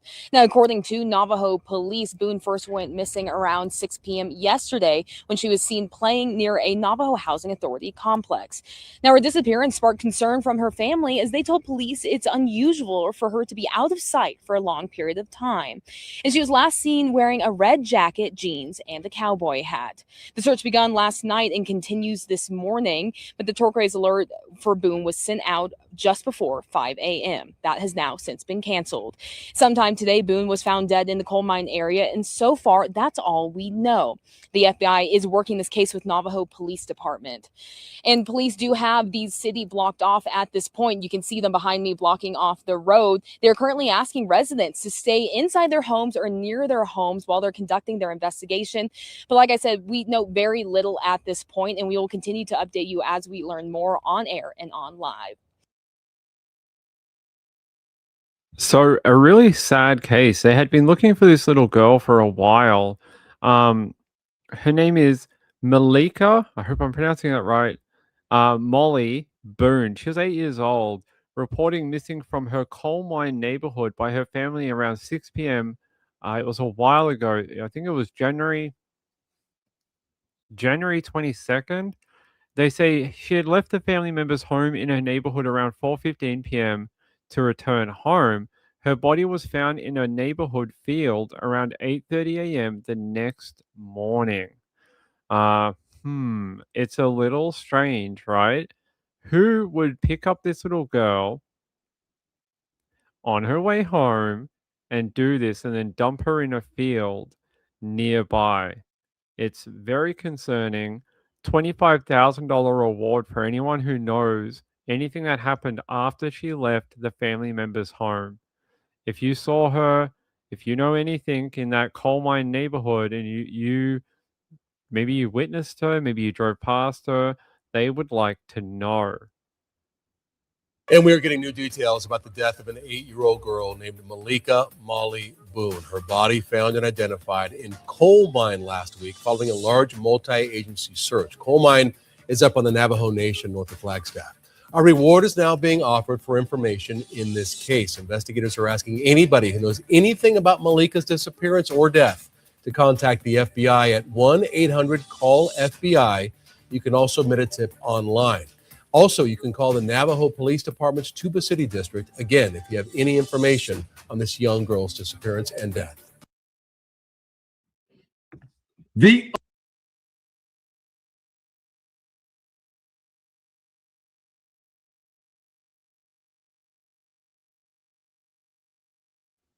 Yeah, very sad. She was last seen January 15. Her body was found the next morning around 8:30 a.m. in the morning. Here's a photo. I'll put up that photo of her in the little hat. There she is. What a happy little kid.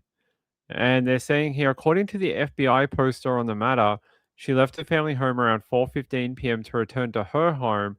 Both residents are in the same neighborhood and in close proximity to each other. The body was found in a field the next day. That's very suspicious to me. A child left a family home, was only going to go a few houses away, and didn't make it home?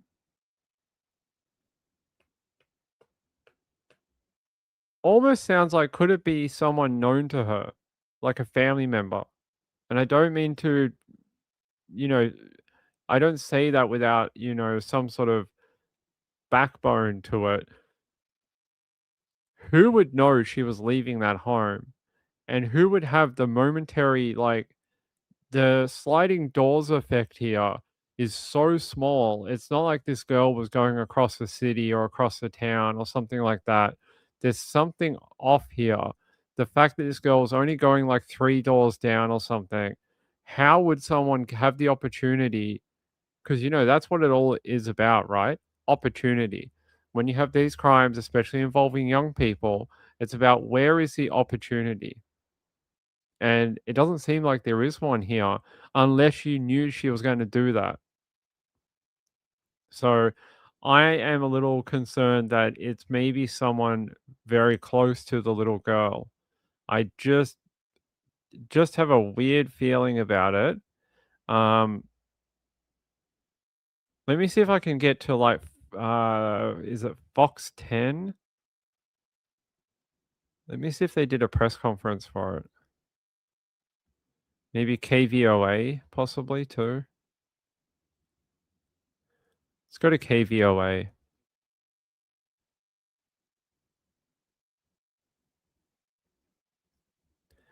Will it play the video for us? The FBI in Phoenix and Navajo Nation police are asking for your help after the death of 8-year-old Malika Molly Boone.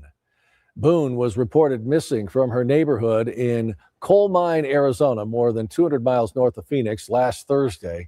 Police found her body in a field the next morning. The FBI says there is a reward of up to $25,000 for information leading to an arrest and conviction in this case. If you have any information, you're asked to call 1-800-CALL-FBI. You know what I've noticed with all of the videos we've watched? There's no information. The information that all of them have are about a paragraph in length. And other than that, no one has anything else. No insight, nothing into the family, nothing into the circumstances. Why does no one care? Because that's what it seems like. It seems like all these news stations think that this little girl's life is not worth investigating, not worth sending a reporter out there, not worth going out there and interviewing people. No one has got an interview out in the community, out where she lives in Coal Mine. So it makes me sad. Is she not someone like Emily Pike? Is she not like that other girl, native girl who went missing last year? It just seems odd that they're just like, oh, a little girl died, was found in a field. Sure. Here's a FBI poster. Would be nice to have more coverage because I guarantee you, if this was a little white girl from Phoenix, it would be on every effing news channel 24 hours around the clock. Oh, there's a missing girl, little girl called Jennifer, missing from Phoenix, blah, blah, blah, blah, blah. Oh, she was found dead in a field. We have 40 helicopters in the air and we've got 10 news crews on the ground and they're all like here. But because she's a Native American girl, they're all like, oh, yeah, there's a dead girl. See ya. It's wrong. We should treat all the missing kids the same.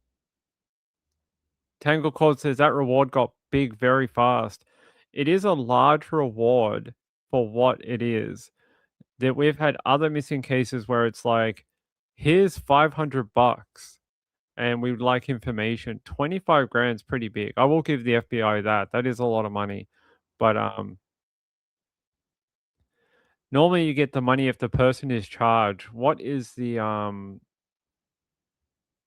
what do they want for this one? Sometimes it's just information leading to an arrest. Let me see if I can find out what it's for. It is for an arrest and conviction.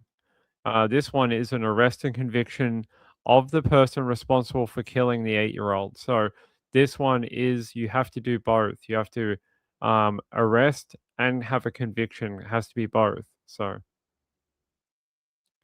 gracious wounds? I don't know. Mimi said there's so many natives missing that doesn't get the attention they deserve. I would have thought after Emily Pike's case last year that it all taught us something about our Native American friends, is that they need a lot more help with the reporting and it needs a lot more just love and care from everyone in the community. And I feel like we all forgot so quickly, like, oh, okay, that happened. Now let's just move on. I feel like we need to go back the other way and be like, these kids are just as important as other missing children, and we should pay attention to it, and it's important. So I just, you know, I just don't understand. It's really annoying to me why we don't have more coverage. And it feels like in 4 years we're probably going to be talking about, it's the 4-year anniversary about what happened to Malika Molly Boone, like, because no one's looking into it, no one's reporting on it. Like, there are reports on it, but they're like AI done by the news station because they have to. It's not because of anything like because they want to cover it. Here's the FBI poster. Seeking information, and there's some photos of her. And they're saying FBI is offering a reward of up to $25,000 for the arrest and conviction of those responsible for the death of Malika Molly Boone. And they're saying on January 15 at approximately 6 p.m., she was reported missing from her neighborhood in Coal Mine, Arizona, on the Navajo Nation. Boone left one family member's home at approximately 4:15 p.m. to return to the home in which she lived. Both residences are in the same neighborhood and in close proximity to each other. Her body was located in a field within the coal mine neighborhood at approximately 8:30 a.m. on January 16, the next day. I definitely think it's someone that knows her. I think there's no other thing it could be. It's someone who knows this little kid. Has to be. Has to be. How late are you? We've been on probably 2 hours and 15 minutes. Almost 2.5 hours we've been on. Coal mine area in lockdown. NHA housing area, is it? Let's have a look. Coal mine, Arizona. Let's have a look. No, that's not the right thing.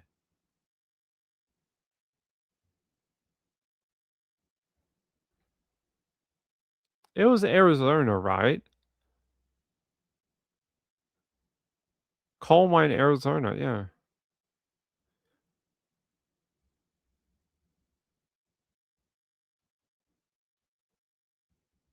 Uh-huh. Coal mine, Navajo.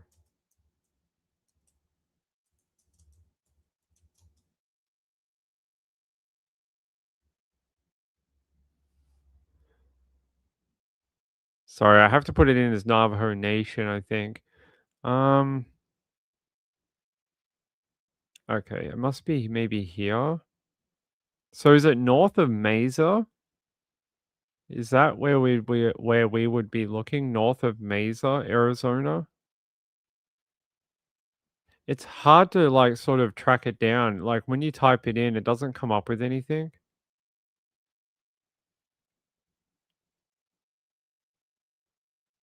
Because they're saying it's spelt one word, coal mine, with no space in between it. But there's a lot of coal mine, coal mine. But the Navajo Nation is up here.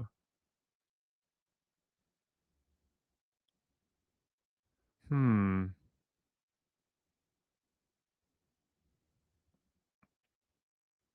There's also coal mine in New Mexico too. I'm not sure. Can you give me a better like place where this is from?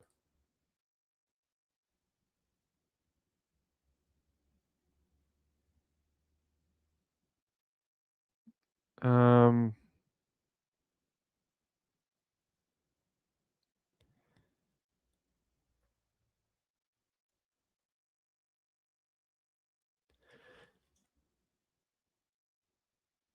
Oh, okay. Coal Mine Canyon is the full name. They just call it coal mine as a short name. Okay. All right. Let's go to maps.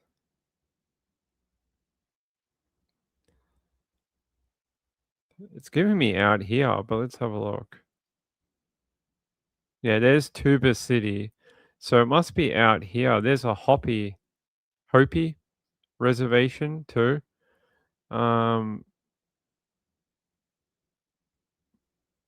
They did say it was right near here.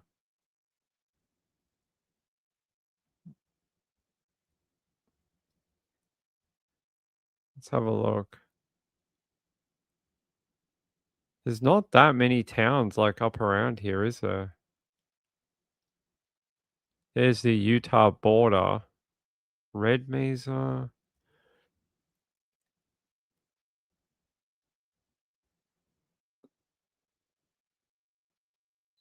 I don't know why it directed me to here.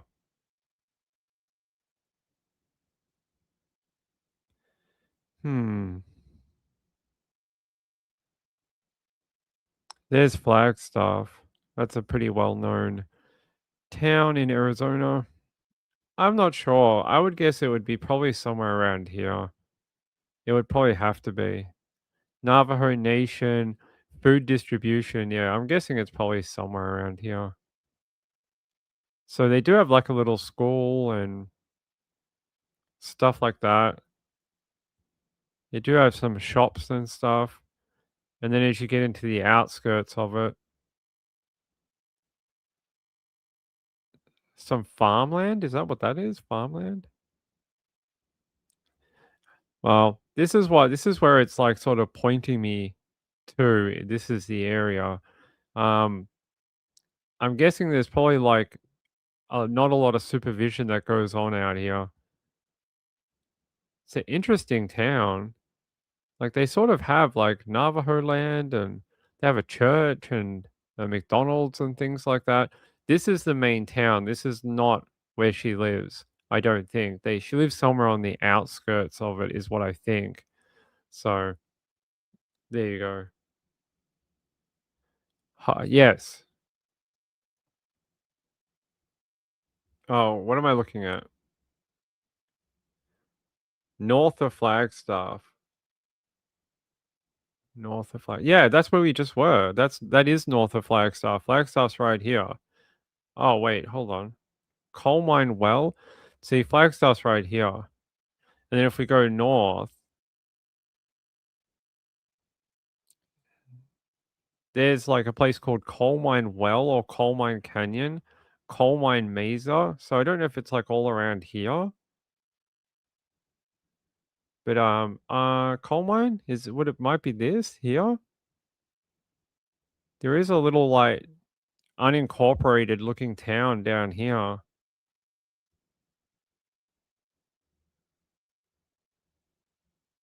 There is like this almost looks like it's not built yet. Or not built or only some of it's been built. Look, there's only some places, some plots of land that have homes. And there's some more over here. I wouldn't be surprised if this is it right here. Because it's about the only thing in coal mine. There's not much out here. Good work, Ping. Good work. Here. So we zoomed in. So this is coal mine. And then there's this little tiny like neighborhood right here. And I was showing you like some of the houses, like some of the plots of land don't even have houses on it yet. And then you have some more that are here that are more developed. And then you do have a lot of fields in that nearby. So I'm going to guess it's here. And it is Indian reservation. So because if we go this way, you end up in Tubi, which is up here. Tuba. And then if you go south, you end up in Flagstaff, which is down here. See, Flagstaff's here. So I would have to figure it's right here. But that looks like about the only like residences that I could find was like right here. Yeah, that's what I'm gonna have to guess. Good work. Sean said they called a turquoise alert originally. Yes, so they did. Turquoise alert is a native indigenous person or a native person. So that's what it would be. It was a missing. That's what a turquoise alert is. I don't know if I could find the original one, but let me see. Molly Boone, turquoise.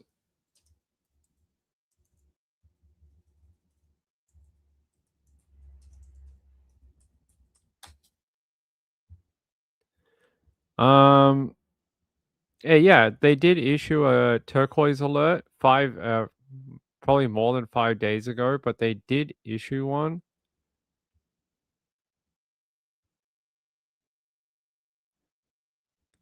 So the area is called the Coal Mine Navajo Housing Authority near Tuba City in north central Arizona. It's got to be that place. There is nowhere else. The Navajo police said Boone's family was concerned for their daughter as it was out of character for the young girl to be gone for such an extended period of time. Police issued a turquoise alert early January 16 after determining Boone had gone missing under unexplained or suspicious circumstances. That same afternoon, Boone was found in the coal mine area. Investigators have not disclosed the cause or manner of her death and have not arrested or have any persons of interest. So there you go.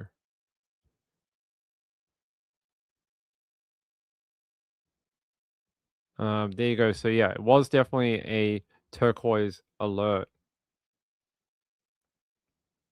No cause of it yet. No. Kelly said, "Was this the little girl from the reservation that went missing and then was found deceased?" Yes. Yeah, left a relative's home, was supposed to go to another home nearby and never made it there, then was found dead the next morning somewhere close by in a field. Yeah, very sad story. But you know, she they said in a field. Look at the surrounding areas. The whole thing's a field. There's fields everywhere. Like there's stuff like she could have been found anywhere. You know, it's not like they have a local football field or something. So like she could have been found anywhere out here, like out in this area. This is what I would consider a field. So they could have taken her from the house and then just took her out here and dumped her, possibly. It's they have a coal mine veteran and community cemetery. Really? Oh wow, they do too. Look at that. There is a community cemetery out here for the people. Crazy. Hey Marlene, what's up, my friend?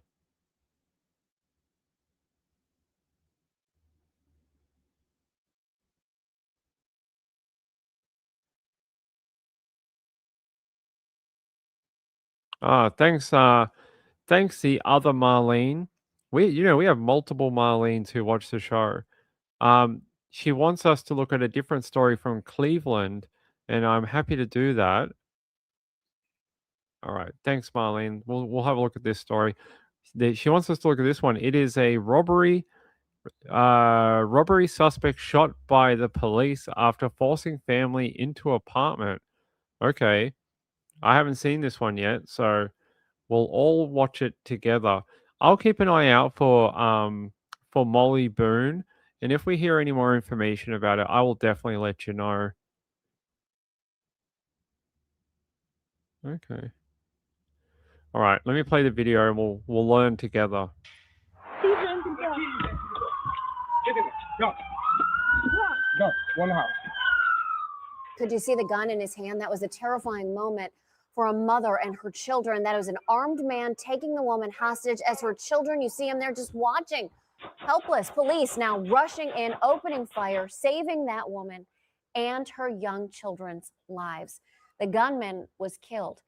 Really, it was an unbelievable situation unfolding first in Elyria, ending miles away where you just saw inside a home in North Olmsted. This all started when that man, police say, robbed a Brinks truck yesterday. We want to warn you, this video may be tough to watch. Harry Boomer joins us live with breaking developments and that video, Harry. An unsuspecting mother and her children were put in harm's way by a man just trying to elude police. They had nothing to do with it, but they almost got themselves killed. Take a look at this scary Ring doorbell video. Watch as John Johnson comes running at this mother of 4 children. Police say he had a gun in his hand. The 37-year-old forces her inside the apartment. She and her children were in the wrong place at the wrong time. Seconds later, an Elyria police officer rolls up. He kicks in the door and opens fire. Wow, that is like they said, wrong place, wrong time, really. If those kids and the mum went out there like watching the action out there, they maybe that would never have happened because he could never have got in the door, right? He could never have got in that because the door wasn't open, then the opportunity, like we spoke about before, opportunity for a crime wouldn't be there. So they are very lucky to be alive, very lucky. It's crazy. He tells the two young children to get to safety. That's why my officer had to use deadly force and to neutralize the suspect from causing harm to the innocent hostage and her children. This all started on Thursday afternoon outside this AT&T store. Police say Johnson robbed a Brinks truck and took off. A short time later, they found him in Lorain. Police say Johnson led officers on a high-speed chase up to 100 miles per hour. Officers were able to throw down stop sticks. He bailed out of the car. Eventually, he wound up at this North Olmsted apartment complex, where normally a quiet afternoon quickly turned to chaos. Again, watch as he forces the family back inside, holding them hostage. An officer was right there. You know, I sort of wonder, like, what did he take from the Brinks truck? Because he didn't have anything in his hands and he wasn't carrying anything. So did he fail in his robbery? Because he wasn't carrying like bags full of cash or whatever. By the way, they identified him. He died. The cop shot and killed him inside that house. He was identified by the medical examiner as John Johnson, 37, of Lorraine. And yeah, he's dead. Very dumb guy. So he went to rob a Brinks truck and basically decided, okay, that's the day I'm going to be killed, apparently. What a stupid guy. Um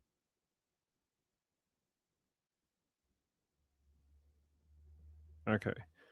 Okay, hold on guys. Give me 1 sec. I'll continue with this story in 1 second. Hold on.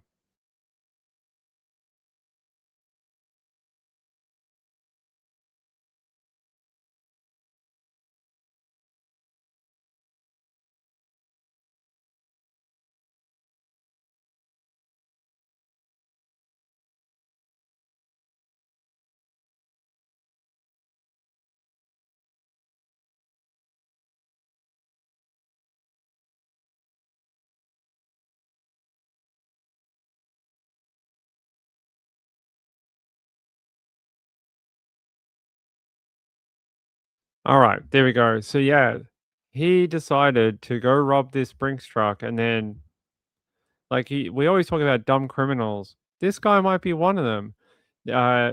Set out in the morning. I wonder if he decided that like this is the day that I'm ain't coming home and I'm going to be killed in a foreign home by a cop.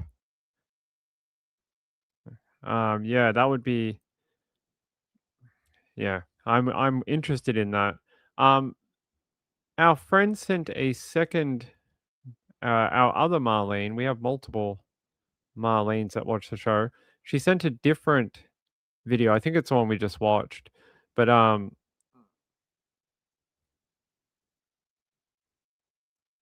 yeah, so I want to know more about the Brinks truck and whether he actually took any cash or not. It doesn't say whether he actually took any money. But they're just saying that the Cuyahoga County Medical Examiner released the name of a man fatally shot by Elyria police Wednesday after an armed robbery, chase, and hostage situation. What a dumbass. It says here that before the video you just watched, he forced the driver into the armored truck, stole an undisclosed amount of cash, and fled in a separate vehicle. Police identified the vehicle, then that's when the chase happened. They then initiated a chase and they spike stripped him, and that's how they stopped him.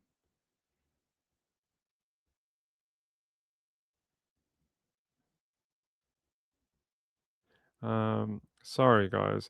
So yeah, that's how they stopped his bloody police chase. Then they ended up in that neighborhood he decided to get out on foot and tried to go into a family's home and take them hostage. What a clever guy. What a clever dude. Hey, true crime junkiette. Lisa says, appreciate you still being here, Ping. Yeah, we're almost at 3 hours. I think we're going to try to get to 3 hours. They were carrying groceries in. Jeez. That's very lucky. They really are lucky they're alive. Lux said, it's so freaking cold here. Nothing is working. The garage door wouldn't open and the car window wouldn't shut. The passenger door was frozen shut at first too. I cannot wait for warmer weather. That's where he left the money. I was wondering because when he's running, he doesn't have any money. And I just think, where's the planning involved? It's almost like he's like, I'm going to get into the Brinks truck, but didn't think about anything after that. He's just like, I got my money. Wait, what do I do now?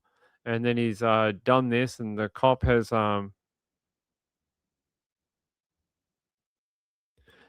has basically had to use deadly force to finish it off because he had gone into a family home with that mum there, which is terrifying for that family.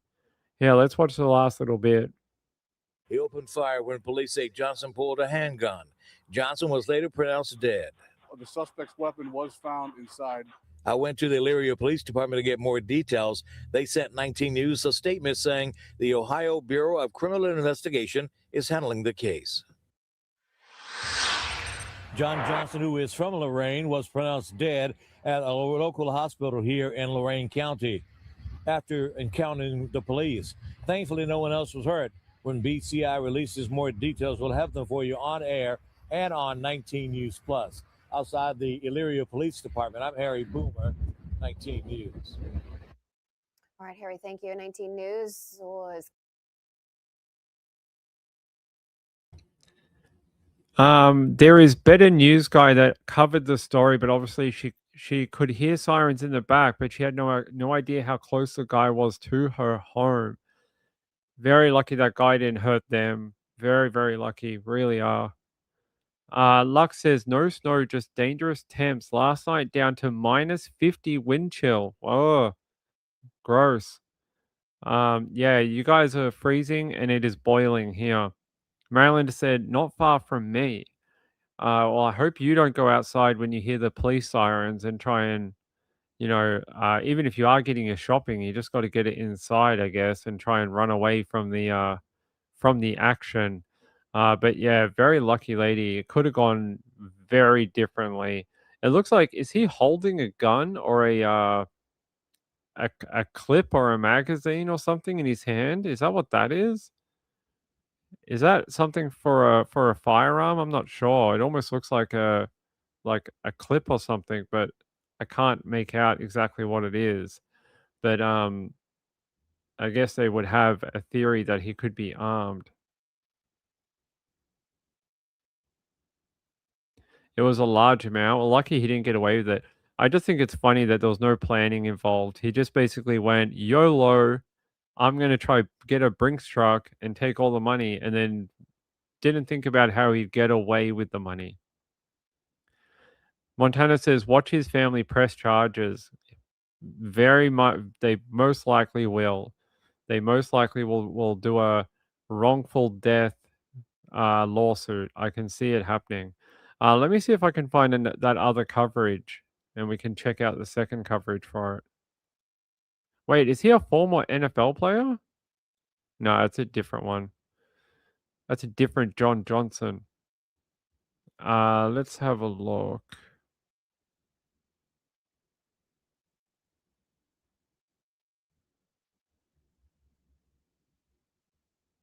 They interview some people here.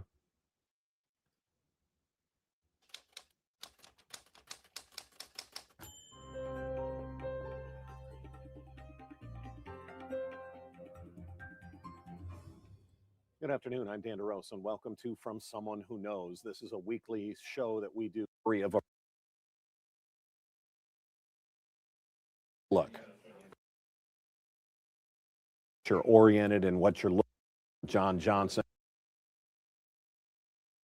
Right, that's like a 1-hour show on News 19. I am not going to play a 1-hour show on this channel. Danny said there are 2 John Johnsons. I think there might be about 50 million. He had just served 10 years for armed robbery. What an idiot. I just got out of jail for armed robbery. So you know what I'm going to do? I'm going to go do armed robbery. Congratulations. You just played yourself. Like, how how ridiculous. Absolutely ridiculous. All right, hold on. I will try and find the other one. Where is it? North Olmsted. All right, let's see if we can find, because there's got to be a more coverage. Yeah, WKYC will probably have it. Let's see if they have an update for it from today.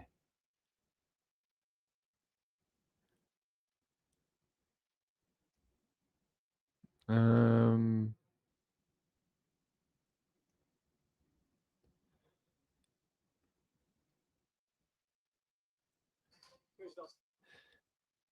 is happening. We're learning new details tonight about that armed robbery in Elyria yesterday that sparked a police chase across multiple cities, ending in North Olmsted, with officers shooting and killing a suspect who allegedly held a woman hostage. We now know the suspect's identity, and we're getting a first look at the moment he held a woman at gunpoint. Here's Natalie Clydesdale with that story.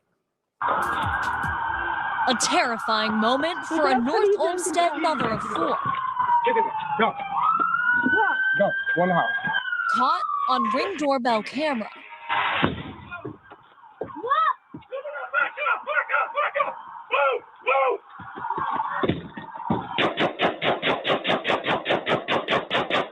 Officials say it all started around 3 o'clock Wednesday afternoon outside the AT&T store on West River Road in Elyria. Police say the suspect, who we now know was 37-year-old John Johnson of Lorain, robbed a Brinks truck driver at gunpoint. Johnson then took off in a car and was eventually found in Lorain, where police say he led officers on a dangerous chase through multiple cities. The suspect showed no regard for the safety of motorists or pedestrians in the area traveling at speeds over 100 miles an hour. Officers eventually disabled his car using spike strips. Investigators say Johnson then ran into an apartment complex on Clairshire Drive, where he took this random woman hostage at gunpoint. Go. Go. One house.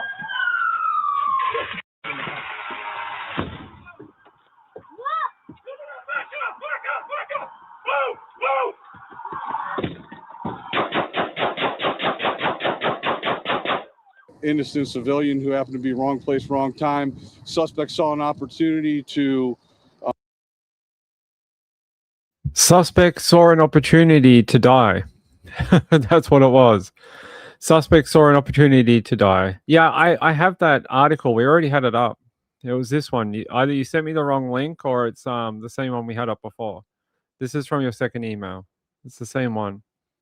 But yeah, so he already tried to kill people after he tried to get the money or he did get the money from the Brinks truck. He went on a police chase with speeds reaching over 100 miles an hour. They deployed the spikes, stopped the car, and that's when he exited the vehicle and ran into that apartment complex. And he took the woman and her 4 children hostage at gunpoint and forced them into the apartment.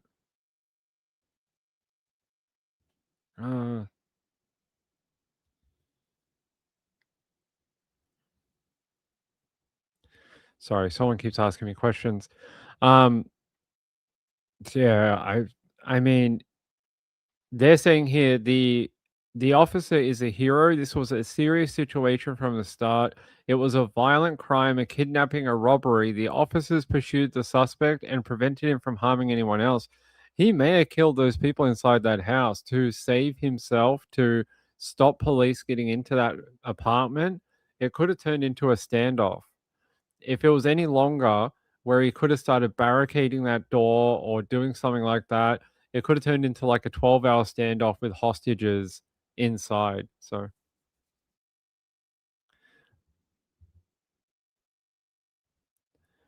Um, yes, yes. All right. All right. I think we're about to wrap up. We've been on almost just shy of 3 hours. So, sure. Lisa said, "Do you ever let people come up and talk if they have information?" We had Max up here on here last week. We had Max. Max was up here telling us about his missing mom, Trisha Graff. So we do. Danny Mitchell said, "Great work by the cop." Pretty impressive to be able to kick down that door, aim and fire all within sort of the one movement. It's not like he stopped. He was halfway through booting down that door and was firing at the same time. It was pretty heroic actions by the cop. I think so anyway. All right. I think we're winding up for the night. Mrs. Ping is annoying me. Hold on. She's annoying me about something. Yeah, so I think we're about done. Yeah, we had Max here, so if you could watch it, it's still there.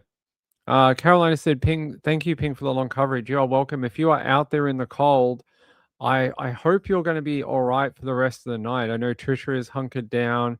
I know everyone else is probably under their blankets, under their heaters, trying to stay warm. It is apparently in Texas right now, there is ice on the roads. Ice. How would you drive on that? I don't know. You'd have to have chains on your tires, maybe. But apparently, it is catastrophic. That's what they're calling it, catastrophic, and it could cripple half the country with flights and transport, food transport too. So they're saying here that even in Tupelo, Mississippi, they are talking about having between 1/2 and 1 inch of ice accumulation in Tupelo, which is insane. Which is crazy work. Crazy work. Cincinnati, Ohio is forecast to get at least 8 inches of snow. And in Pittsburgh, they are bracing for up to a foot of snow this weekend. And in Charlotte, North Carolina, they are saying that they have an ice storm warning in effect from 1 p.m. Eastern Saturday to 1 p.m. Eastern on Monday. Total snow up to 2 inches, and ice accumulation is around just shy of an inch. So it's pretty mental, I think. Even in Boston, 12 to 18 inches of snow Sunday into Monday, according to the National Weather Service. So I hope you're all going to be okay. I'll be here tomorrow. We'll probably do another 3-hour show tomorrow afternoon too.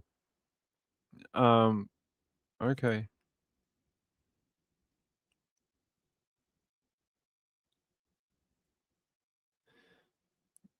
All right. Yeah. Oh, well, we have to thank people. Hey, but thank you to Dan Yee. I hope Dan Yee, Roadrunner, and Trisha, and Texas are all okay, and Trisha too in Texas. I hope they're staying warm. Same with Carolina and Lisa. Lisa's in the heat with me down here. Spacey Tracy, thank you so much for it. I appreciate it. And she says my pronunciation is wrong, but that's okay. Thumbs up. Yeah, it was a bit of a marathon. Please subscribe to the channel. Hit that thumbs up. I think we covered my tabs at the top of my screen from all the different things we covered is about we've got about 55 tabs open right now on the computer. I don't know how the computer is still functioning. So just shy of 3 hours. It was a fun show tonight. I had a lot of fun. I'll be back tomorrow, and we'll probably do another 3-hour show tomorrow, about the same time. Round.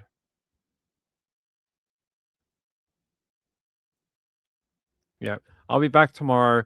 I love you all. Yeah, stay warm. If you have any stories that we haven't covered or we didn't get to, just email them to me, sundaywithping@gmail.com, and I'll put them on the show for tomorrow. Yeah, that's it.